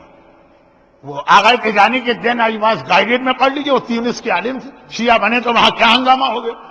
تیونس کے 70-75 سال کے شیخ الحدیث وہ عالم جس نے ساری زندگی حدیث رسول پڑھنے اور پڑھانے میں گزاری، وہ بھی آئے ڈیلیگیشن کے ساتھ، اور اس وقت کوئی انقلاب کے بعد کوئی کانفرنس ہو رہی تھی، قم میں ان کو ٹھہرایا گیا، قم کے ہوٹل میں۔ فروری کا مہینہ ایران میں برف کا مہینہ ہوتا، انتہائی شدید برف باری ہوتی۔ تیونس میڈیٹیرین میں ہے، میڈیٹیرین میں کبھی برف نہیں پڑے گی، چنانچہ وہ اب ہوٹل سے باہر نکلے، اس دن بہت زیادہ برف باری ہوئی۔ ہوٹل سے نکلے، لابی سے سامنے کار، پارکنگ میں کار کھڑی، بلکہ کار آگے تک لے آئی گئی، لیکن چند قدم تو چلنا، برف پہ آدمی، نیا آدمی ذرا سا بے احتیاطی سے چلے تو پھسل کے گر جاتا۔ وہ آگے بڑھے، 75 سال کے بزرگ پھسلے اور گر پڑے۔ اچھا 75 سال کا ایک عام بوڑھا بھی گر جائے تو ہر آدمی دوڑے گا، اتنے قابل احترام اپنی قوم کے عالم شیخ الحدیث، چنانچہ لوگ دوڑ پڑے تاکہ ان کو سہارا دے کے اٹھایا جائے۔ اور یہ بڑی خطرناک صورتحال ہے، فریکچر ہو جاتے ہیں خاص طور پر اس ایج میں۔ خیر الحمدللہ وہ ہر چیز سے بچے، ان کے قریب لوگ گئے، کہا کہ آپ ہاتھ دیجئے، ہم آپ کو اٹھاتے، سب کو روک دیں، کوئی میرے قریب نہ آئے، دور ہٹ جاؤ یہاں سے۔ خود ہی کھڑے ہونے کی کوشش کی، گرے، پھر کھڑے ہوئے، آخر کھڑے ہو گئے۔ شیخ الحدیث اور سنسیئر آدمی، لوگوں نے قریب آ کے کہا کہ آپ نے ہم کو مدد کرنے سے کیوں روکا تھا؟ ہو سکتا ہے اس میں بھی کوئی حدیث رسول ہو یا کوئی مسئلہ ہے۔ کہا کہ نہیں، اس لیے نہیں روکا تھا، جب میں برف پہ پھسل کے گرا، ساری زندگی ایک حدیث پڑھائی تھی، وہ پڑھائی تھی خالی، آج اس حدیث کا مزہ آ رہا تھا، آج ایک ذائقہ محسوس ہو رہا تھا حدیث کا، ایک روحانی مزہ۔ کون سی حدیث؟ کا پیغمبر کی حدیث کہ آخری زمانے میں جب میرا آخری بیٹا ظاہر ہوگا تو اس کی مدد کے لیے جاؤ، ولاؤ علی التلج، چاہے برف پہ پھسل کے کیوں نہ جانا پڑے۔ ساری زندگی وہ حدیث پڑھائی ہے، کبھی سوچا بھی نہ تھا اس وقت اس برف پہ پھسل کے گرا ہوں۔ حدیث کا مزہ آ رہا ہے، تو مزہ جو ہے نا، جگر کے الفاظ میں ہائے ظالم تو نے پی ہی نہیں، خالی اس چیز کا مزہ نہیں ہوتا ہے، قرآن کا ایک مزہ ہے، نماز کا ایک مزہ ہے۔ ہم کو اور آپ کو جو ہے وہ یہ مزہ نہیں آتا، اس لیے بھول جاتے ہیں۔ امام فرماتے ہیں ہاں ہمیں واقعاً کس کا مزہ آتا ہے؟ فضائل علی کا۔ واقعاً آپ کو ایسا لگے گا کہ مزیدار سے مزیدار کھانا بیکار ہے، مولا کی کوئی فضیلت آپ کے سامنے بیان کر دو، اس کا آتا ہے مزہ ہم کو، یا واقعاً مومنین سچے ہیں اس میں۔ دشمنان اہل بیت کی حقیقت بیان کرنے کا، ہم کو جھوٹ ووٹ نہیں بولتے، ہم جو ان کے بارے میں کہتے وہ اس سے بھی برے تھے، ہم تو کہہ بھی نہیں پاتے بہت سی باتیں، لیکن مزہ آتا ہے نا، یہ والا مزہ۔ نماز، قرآن، ان سب میں بھی لے کے آئیے تو پھر آپ دیکھیے گا۔ لیکن یہاں 9 ربیع الاول کی بات کہ امام فرماتے ہیں مزہ آ رہا ہے اس وقت مجھے، اور ایسا مزہ کہ اس کے آگے ہر ڈیزرٹ، ہر سویٹ ڈش، تمام حلوے، تمام مٹھائیاں بالکل بیکار۔ یہ مزہ تو میں بھی لے سکتا ہوں۔ کیا مطلب؟ میں ڈائبیٹک پیشنٹ، بہت ہی سینئر قسم کا، سینئر ڈائبیٹک پیشنٹ ہوں، 35 سال ہو گئے میری ڈائبیٹک کو، باقی تو کسی چیز کا مزہ نہیں لے سکتا، خالی گلاب جامن دور سے دیکھتا ہوں اور حسرت کے آنسو بہاتا ہوں، لیکن یہ والا مزہ۔ مگر چوتھے امام نے جس مزے کی بات مختار کے کارنامے میں کی، یہ بھی ابھی آدھا مزہ۔ اصلی مزہ تو اس وقت آئے گا مومن کو جب حسین کا ولی وارث ظاہر ہو کر حسین کے خون کا انتقام کرے۔ دو باتیں یاد رکھیے گا، دو بات۔ پہلی بات، مختار نے جو جہاد کیا یہ معصوم کی طرف سے نہیں ہے، یہ ایک مومن کی انفرادی ذمہ داری، ہر مومن کی انفرادی ذمہ داری۔ تم سوچو کہ آل محمد کے ظالموں سے کیا انتقام لے سکتے ہو؟ سورہ بنی اسرائیل میں خدا نے کہا من قتل مظلوما فقد جعلنا لولیہ سلطانا، جو مظلوم مارا گیا اس کے ولی کو ہم نے حق کا انتقام دیا۔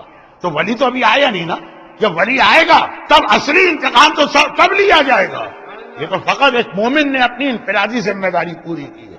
یہی وجہ کہ زیارت وارثہ میں آج بھی ہم کہتے ہیں، مختار کے بعد بھی ہم کہتے ہیں السلام علیکہ یا سار اللہ، ورنہ اگر مختار کا انتقام کلوز ہو جاتا ہے چیپٹر تو یہ جملہ نکل جانا چاہیے زیارت سے۔ اس کا ترجمہ کیا؟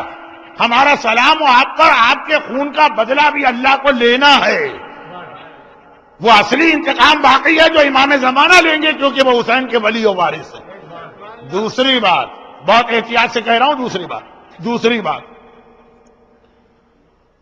یزید، عمر سعد، ابن زیاد، خولی، ہرملہ، کیا کربلا کے واقعے کی یہ لوگ ذمہ دار ہیں؟ یہ تو سامنے کے کچھ چہرے تھے جو نظر آ رہے. کربلا میں تو ہے کوئی معشوق اس پردہ زنگاری میں, کچھ پیچھے چھپے ہوئے بھی ہاتھ. اور اس کے لیے آپ دو جملے میرے اور سن لیجیے. علامہ مجلسی نے لکھا ہے, لیکن یہ ان کا قول نہیں ہے, ہمارے تمام علماء نے متفقہ طور پہ کہا قتل الحسین بالسقیفہ لا بکربلا. حسین اصل میں سقیفے میں شہید کیے گئے, کربلا میں تو خالی عمل مکمل ہوا. اور کئی زیارتوں میں ایک لفظ آیا جس میں زیارت عاشورہ بھی, کہ ان سب پہ لعنت ہو اور اس پر بھی لعنت ہو. الممکنین لہم والممہدین لہم, ان پر بھی لعنت ہو جنہوں نے معاویہ اور یزید کو ملک شام کا اقتدار دے کے اتنا طاقتور بنایا کہ وہ اہل بیت کے خلاف جنگ کریں. ان لوگوں کو یہ اختیار دینے والے بھی لعنت ہو, ان کے لیے میدان ہموار کرنے والوں پہ بھی لعنت ہو. معاویہ کہاں سے اتنا طاقتور ہو گیا تھا؟ کسی نے اس کو 40 سال شام کے صوبے کا گورنر بنا کے رکھا. ہیں کچھ اور لوگ بڑے وی آئی پی قسم. اب وی آئی پی میں کتنے ہیں لیٹر ہیں, آپ گنتے رہیے گا. تو مسئلہ یہ ہے کہ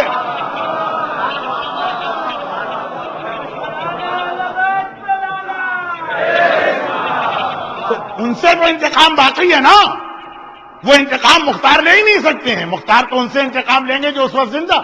یزید بھی مختار سے پہلے واصل جہنم ہوا تھا. مختار یزید کو نہیں سے انتقام نہیں لے پائے.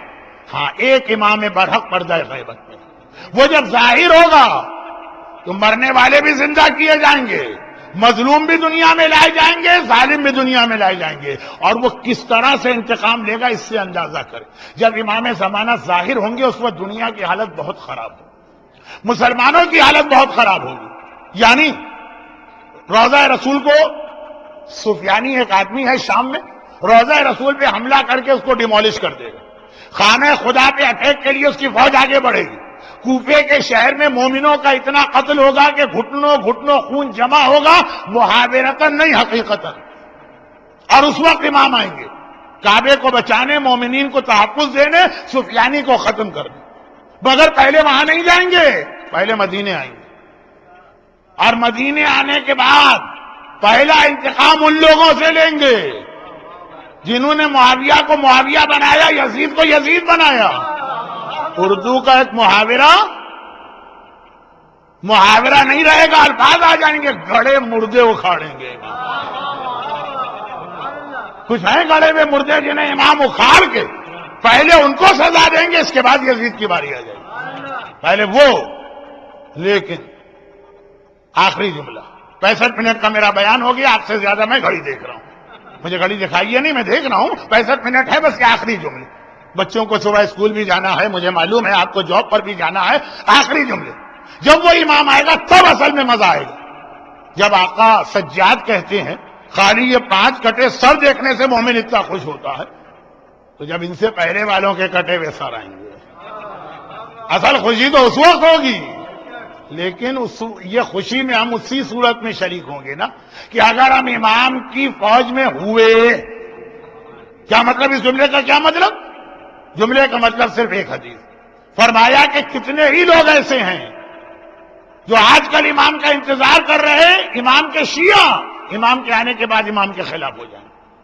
راوی کی سمجھ میں بات نہیں آئی, ڈائجسٹ نہیں کر پایا اس کا دماغ. یہ بات, مولا یہ کون لوگ ہوں گے؟ کہا یہ وہ لوگ ہوں گے کہ جب امام آ کے ان کو حکم دیں گے تو انہیں ہر بات نہیں لگے گی. مولا اس لیے کو تھوڑی آپ کا انتظار کر رہے تھے کہ آپ ہماری عورتوں کو پردہ کروائیں. مولا اس لیے کو تھوڑی انتظار کر رہے تھے کہ آپ ہمارے مردوں کو داڑھی رکھوائیں. مولا اس لیے کو تھوڑی انتظار کر رہے تھے کہ آپ ہمارے بچوں کو ڈسکو اور ڈانس کی اور میوزک کی اور کیسینوں کی محفلوں سے ہٹائیں. مولا اس لیے کو تھوڑی انتظار کر رہے تھے کہ آپ نمازیں پڑھوائیں.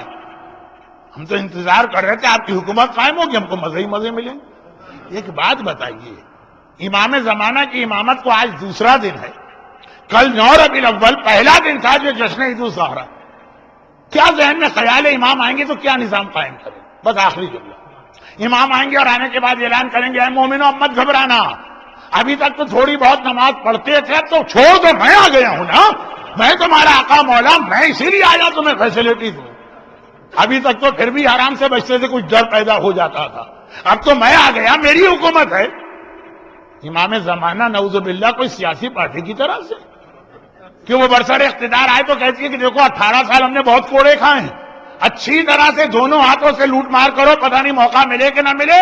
وہ جو 18 سال کوڑے کھائے ہیں اب اس کا بدلہ لینے کا وقت آ گیا ہے، اس کا انعام لینے. یہ کہیں گے امام؟ یا امام اس دنیا میں اس لیے آئیں گے کہ وہ نظام اسلام جس کے لیے حسین نے اپنے پورے گھر کو قربان کر دیا ہے اس اسلام کو دنیا میں نافذ کریں گے. اگر اس کام کے لیے آئیں گے تو وہ اسلام میں ہے کیا؟ نماز اس میں ہے، حجاب اس میں ہے، واجبات اس میں ہے، حرام اس میں ہے، باپ کا احترام اس کے اندر ہے، مومن کے حق کا خیال رکھنا اس کے اندر. بس آخری جملہ، بہت دیر سے کہہ رہا ہوں آخری جملہ آخری جملہ، یہ میں غالباً 5ویں دفعہ کہہ رہا ہوں آخری جملہ. تو آخری جملہ، امام کا ایک لقب ہے منتظر، ختم بات، اور دوسرا لقب ہے منتظر. منتظر کے معنی ساری دنیا جس کا انتظار کر رہی، اور منتظر کے معنی جو خود انتظار کر رہا. کبھی کبھار کمیونیکیشن گیپ ہو جاتا ہے. چند سال پہلے کی بات ہے، بس یہ آخری بات کی مثال ایک ہے، کوئی اور بات نہیں ہے، وہی آخری بات کی ایک مثال. چند سال پہلے کی بات ہے کہ میں حج کے موقع پہ آسٹریلیا سے آیا. ویسے میں حج ہمیشہ کراچی سے کرتا ہوں، لیکن ایک مرتبہ مجھے کچھ ایسے قانونی مسئلے تھے کہ میں براہ راست آسٹریلیا سے آیا، اور کچھ مومنین میرے ساتھ آئے تھے، اور کراچی سے بھی حاجی گئے ہیں بہت سارے.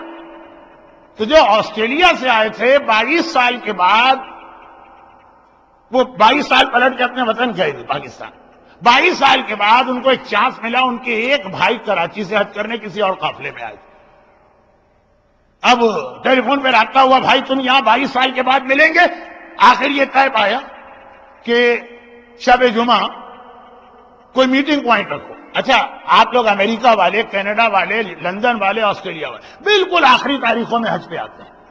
2 دن 3 دن پہلے وقت نہیں ملتا آپ کو. ہم لوگوں کو 42 ڈیز کا حج کرنا ہوتا ہے پاکستان کے قانون کے حساب سے. تو بالکل آخری دنوں میں آتے ہیں کہ بھئی واجب حج کرنا ہے، چھٹیاں نہیں ملتی ہیں اتنی. تو اب وہ جو آخری دن ہے اس میں حرم میں اتنا رش ہوتا ہے کہ کوئی کسی کو نہیں ڈھونڈ سکتا. تو یہ طے پایا کہ جو حرم کے سامنے KFC ہے وہاں پہ دونوں ملاقات کریں. وہ اتنا ایک لینڈ مارک ٹائپ کی چیز ہے، اور ایسا ہی ہوتا ہے، ایسی جگہوں پہ آسانی سے مل سکتے ہیں. یہ طے پایا. وہ شب جمعہ تھی. 3 ہی دن ملتے ہیں نارتھ امریکہ یا یورپ والوں، ایک ہی شب جمعہ ملتی ہے، لیکن 22 سال بعد بھائی سے ملنا. انہوں نے کہا مجھ سے مولانا آج دعائے کمیل بھی حرم میں آپ پڑھا رہے ہیں، آج زیارت وارثہ بھی ہے، بھائی کبھی ملاقات کا مسئلہ. میں نے کہا بہرحال یہ صلہ رحمی تو واجبات میں شامل ہے، وہ بہت اہم ہے، جائیے. ہم لوگ گئے اپنا قافلہ لے کے حرم میں 2 گھنٹے 3 گھنٹے اعمال کیے شب جمعہ کے. واپس بلڈنگ میں جب واپس بلڈنگ میں اس کے بعد ہمارے وہ ساتھی آ رہے اور انتہائی غصے کے اندر گالیاں دیتے ہوئے اپنے بھائی کو کم بخت، ملعون، مردود، باقی باتیں تو میں ممبر سے کہہ بھی نہیں سکتا. یہ بھی اس لیے کہہ دی کہ جشن چل رہا ہے، جن لوگوں کے حوالے سے جشن ہے ان کو اس سے بھی برے الفاظ کیا. تو خیر وہ ساری باتیں کہتے ہوئے کہ خون سفید ہو گیا. 22 سال بعد ملاقات کا ایک موقع ملا تھا. میں نے اپنے اعمال شب جمعہ چھوڑ دیا، اس کے انتظار میں KFC میں بیٹھا رہا، یہاں تک کہ KFC والوں کو شک ہو گیا کہ آدمی اتنی دیر یہاں بیٹھا کر کے آ رہا ہے، کیوں آیا ہوا ہے، اور وہ آئے نہیں پلٹ. ایسے خون سفید ہو گیا. تھوڑی دیر گزری، موبائل پہ ان کے بھائی کی کال ہے. اچھا انہوں نے کیا گالیاں دی ہوں گی جو گالیاں وہ دے رہے. اب میں دیکھیں گالیاں جو ہے اس پہ میں نے ریسرچ نہیں کی، لیکن کسی نے کہا انگریزی میں گالی کا مزہ نہیں، گالی کا مزہ اردو میں ہوتا ہے. خیر پتہ نہیں صحیح کہ وہ جو کہہ رہے ہیں کم وقت، مردود، ملعون، 22 سال کے بعد ملا، خون سفید ہو گیا، آسٹریلیا میں جا کے رشتے سارے بھول گیا، 3 گھنٹے میں KFC میں تمہارا انتظار کرتا ہے، پلٹ کے نہیں ہے. اتنا سا KFC، اتنا ملنا سا، تھوڑا سا اور بڑھا لیجیے گا بس. یہ کہہ رہے میں تمہارا انتظار کر رہا، وہ کہہ رہے میں تمہارا انتظار کر رہا، دونوں ایک دوسرے کو گالیاں دے. ایک دم میرے ذہن میں خیال آیا، کیونکہ میں کئی دفعہ جا چکا ہوں نا. میں نے کہا کہ حضرت حرم کے سامنے 2 KFC، ایک صفا مروہ کے سامنے پڑتا ہے، ایک باب عبدالعزیز کے سامنے پڑتا ہے. آپ کون سے KFC پہ بیٹھے تھے؟ کہا مولانا صفا مروہ والے. بھائی سے پوچھیے، اس نے کہا میں باب عبدالعزیز والے پہ بیٹھا تھا. دونوں صحیح بھی ہیں، دونوں غلط بھی ہیں. یہ اس کا انتظار کرتا رہا، وہ اس کا انتظار کرتا رہا. کبھی یہ کمیونیکیشن گیپ ہوتا. ہم نے امام زمانہ سے اپنا کمیونیکیشن گیپ پیدا کر دیا، کمیونیکیشن ٹوٹ گیا. ہم انتظار کر رہے ہیں امام آئیں گے تو بھی سارے مسئلے حل ہوں گے اور دین پہ عمل کریں گے، اور امام انتظار کر رہے ہیں ہمارے چاہنے والے اپنے آپ کو چینج کریں گے تب ہم آئیں گے اور ان کی وجہ سے اسلام کو لے کر آئیں گے.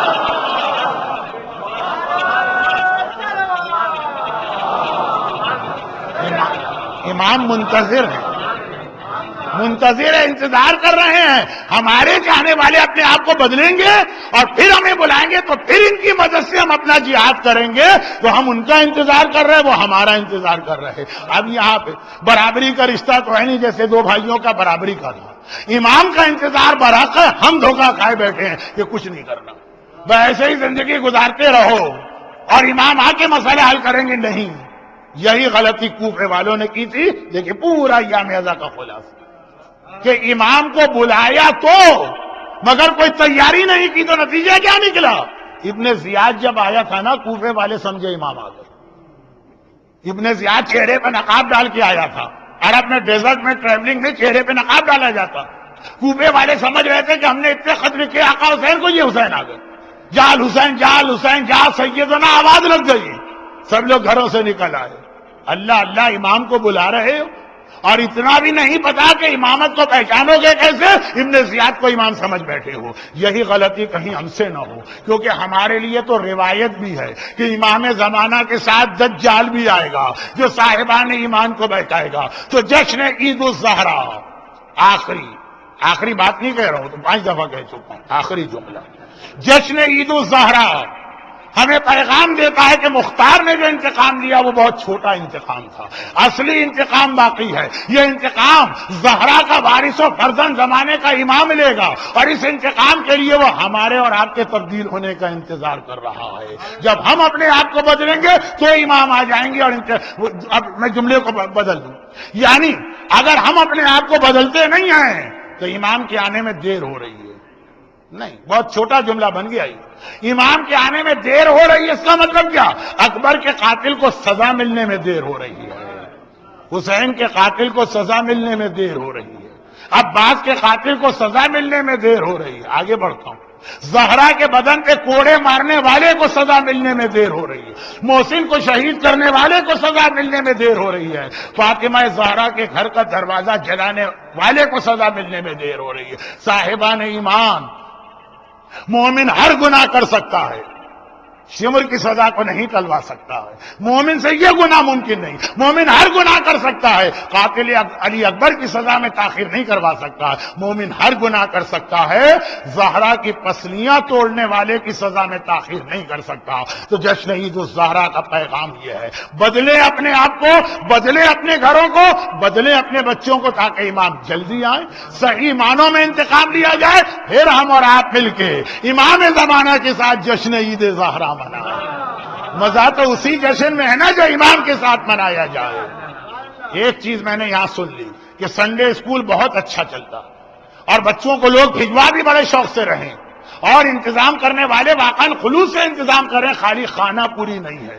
کہ ادارہ جعفریہ میری لینڈ میں بھی ایک سنڈے اسکول ہے. یہ بھی امام زمانہ کے لیے آپ کی طرف سے ایک پیغام ہے. بس ذرا سا آگے بڑھ کر بچوں کے ساتھ عورتوں پہ ہی توجہ دیجیے، یعنی ان کی تبدیلی پر، اور اس کے ساتھ اپنے آپ کو بدلنے میں بھی توجہ دیجیے. اور پھر امام آ گئے، اور آ گئے تو ہم ایسا جشن منائیں گے، ایسا جشن منائیں گے کہ جبرائیل نے بھی نہیں دیکھا ہوگا کہ اتنی خوشی بھی کوئی منا سکتا ہے.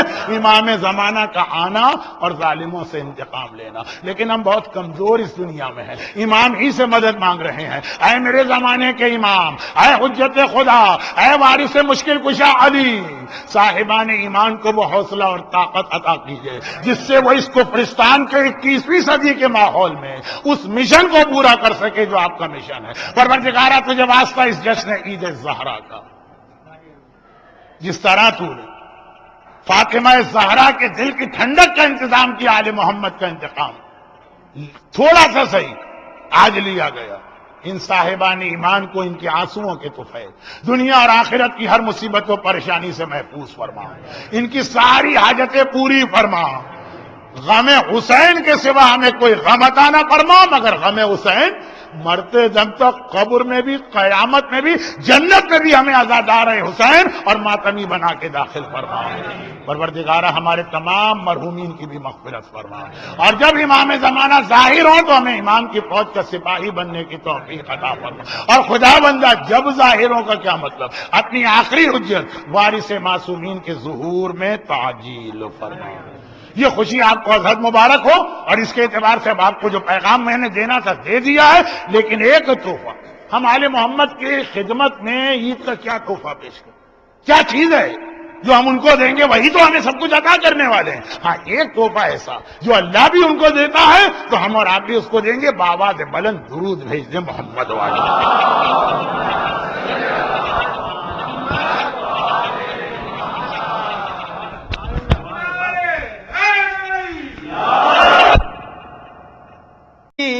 کے بغیر جدار کعبہ بھی نہ رہ سکی ہنسی کے بغیر.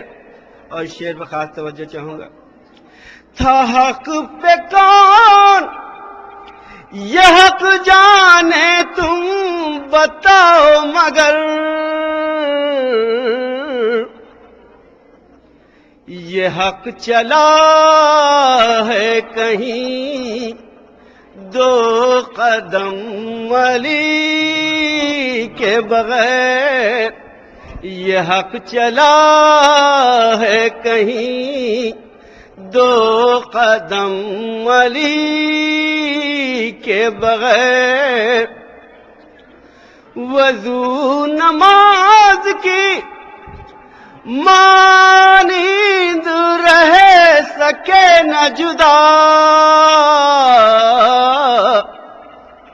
حضور علی نبی کے بغیر اور نبی علی کے بغیر.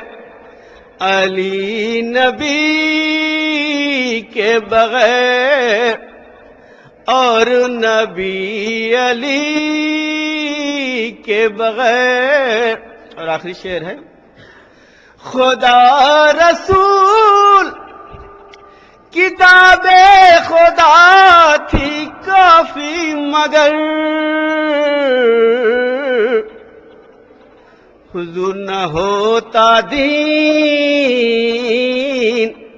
مکمل کبھی علی کے بغیر.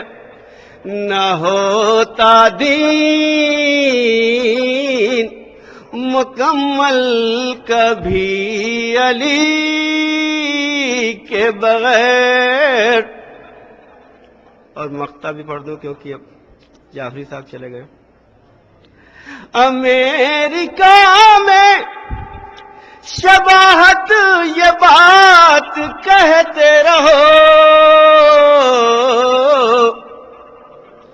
ترقی ہوگی نا اسلامی زندگی کے بغیر.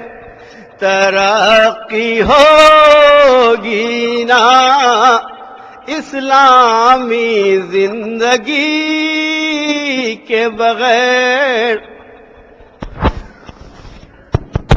یہ تھے شباب حسین صاحب اور علی رضوی. اب وہ ایک قصیدہ پیش کریں گے علی رضوی.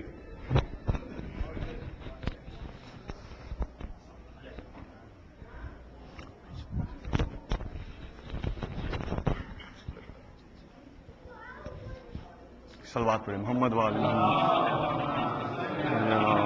محمد.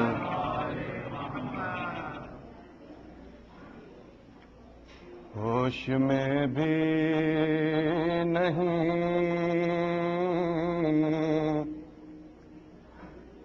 گم کر ہوش میں بھی نہیں اور صرف ایک ضرب تبرے کی لگا دیتا ہوں. صرف ایک ضرب تبرے کی لگا دیتا ہوں. بات کرنے کا منافق سے ارادہ بھی نہیں ہوش میں بھی نہیں. صلوات پڑھیں محمد وآل محمد.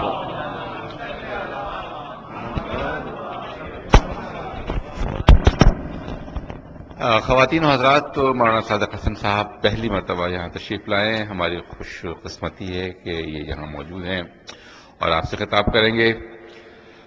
کسی بھی ذاکر کو، خطیب اہل بیت کو، اس کا منفرد انداز، اس کا نظرت بیان، اس کی فکر ہی اس کو منفرد بناتی ہے، اور یہ فیصلہ ظاہر سننے والے ہی کرتے ہیں کہ وہ کس حد تک بقول مولانا کے کیمسٹری خطیب سے سامعین کی ملتی ہے نہیں ملتی. ہمیں امید ہے کہ انشاءاللہ آپ کو مولانا کی تقریر بہت پسند آئے گی. ہر چند کے کبھی کبھی ان کی شہرت یہ بھی ہوتی ہے کہ یہ ڈراتے بہت ہیں، لیکن یہ کہ اگر ڈرایا نہ جائے تو ظاہر ہے کہ آپ راہ راست پر کیسے رہیں گے.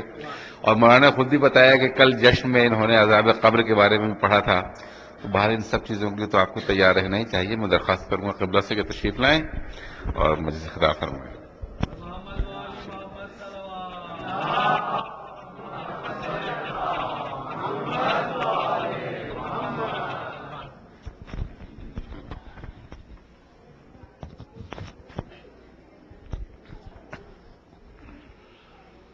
لا حول ولا قوة إلا بالله العلي العظيم. حسبنا الله ونعم الوكيل، نعم المولى ونعم النصير. أعوذ بالله من الشيطان اللعين الرجيم. بسم الله الرحمن الرحيم. الحمد لله الملك الحق المبين، رب الشهداء والصديقين، وبه نستعين، فإنه خير ناصر ومعين. والصلاة والسلام على شفيع المذنبين وخاتم النبيين، رحمة للعالمين، سيد المرسلين، حبيب إله العالمين، سيدنا ومولانا أبي القاسم محمد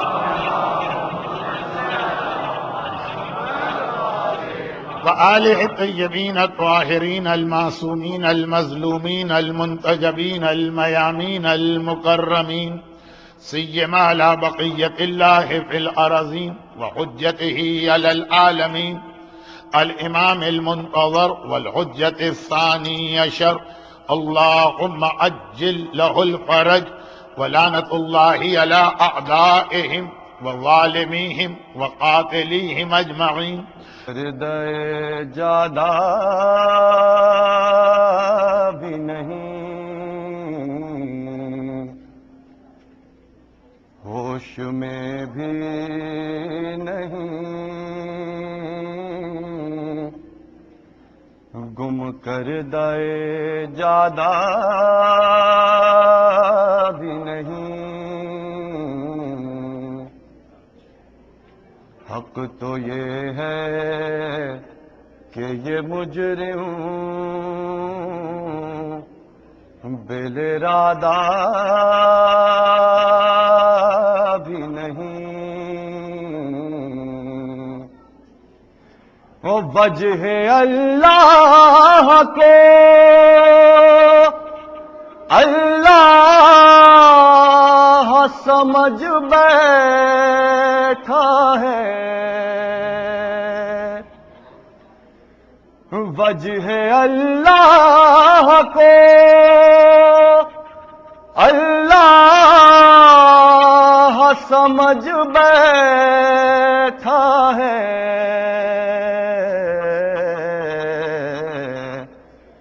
جرم کچھ اس میں نصیری کا زیادہ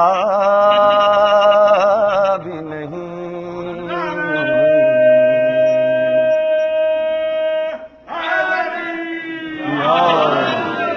ہوش میں بھی نہیں، اور عبد ہے دیکھو کہے کیسے نصیری سے کہوں،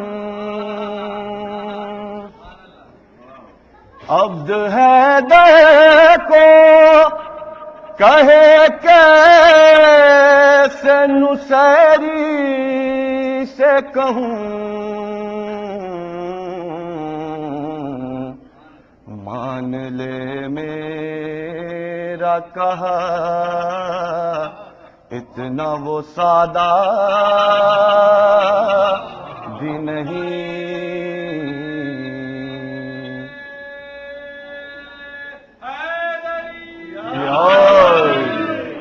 مان لے میرا کہا اتنا وہ سادہ بھی نہیں اور بس عزاداروں کو جنت میں وہ لے جائیں گی بس عزاداروں کو جنت میں وہ لے جائیں گی بنت احمد کا کسی اور سے وعدہ بھی نہیں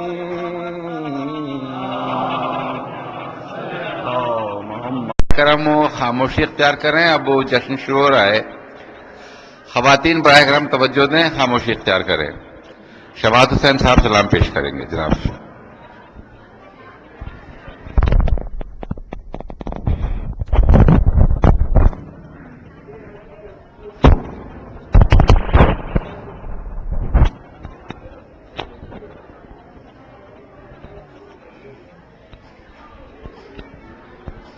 اور محمد وعلی محمد صلوات.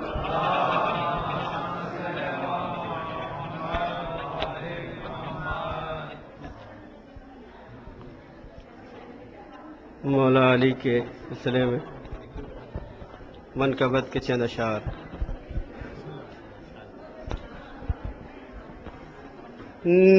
نجات کب ہے امامت کی رہبری کے بغیر, نجات کب ہے امامت کی رہبری کے بغیر, کی مشکلیں نہیں ٹلتی ہیں یا علی کے بغیر, کی مشکلیں نہیں ٹلتی ہیں یا علی کے بغیر. بلا وسیلہ اندھیروں میں ڈھونڈتے ہو خدا, نہیں ملے گا عقیدت کی روشنی کے بغیر, نہیں ملے گا عقیدت کی روشنی کے بغیر. اور گرا ہے یہ کہہ رہے ہیں سردار می سمیت مار,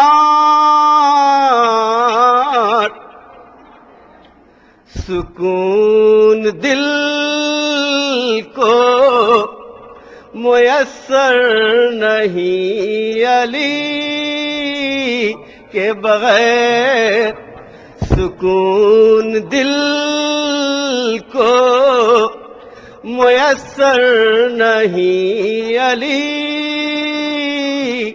کے بغیر. خوشی کی ابتدا کہیے کہ انتہا کہیے, جدار کعبہ بھی نہ رہ سکی ہنسی.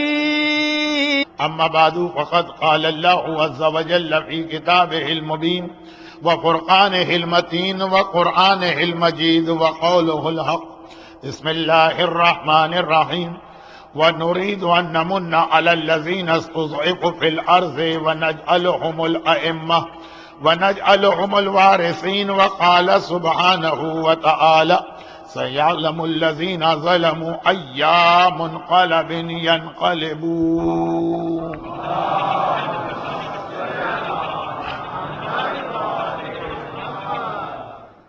سورہ قصص کی 5ویں آیت اور سورہ شعراء کی آخری آیت.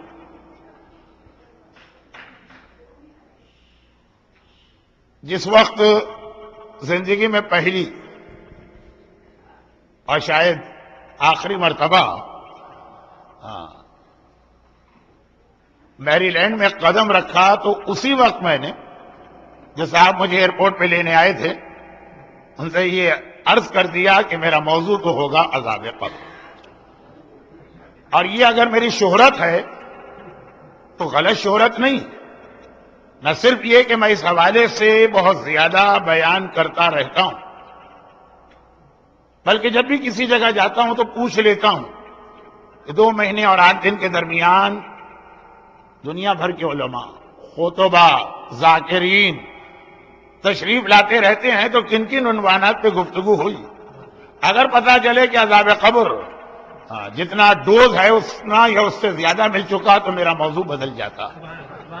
اور اگر پتہ چلا کہ نہیں تو یہ بھی کیونکہ اسلام کا ایک بہت اہم حصہ بے شک لوگ مجھے عذاب والا مولانا کہیں، جہنم کا داروغہ قرار دیں، ڈراکولا آف اسلام کا ٹائٹل دیں، یہ سب مجھے معلوم، لیکن اس سے فرق نہیں پڑتا اس لیے کہ ممبر پہ آ کے ہمیں یہ تو نہیں دیکھنا ہے نا کہ لوگ کس سے خوش ہیں، ہمیں دیکھنا ہے کہ ہمارا پروردگار غدیر خم کے ممبر کو قائم کرنے والا رسول اور کربلا میں اپنی جان کی قربانی دے کے قیامت تک ممبر کو بچانے والا حسین اس وقت ہم سے کیا چاہتا.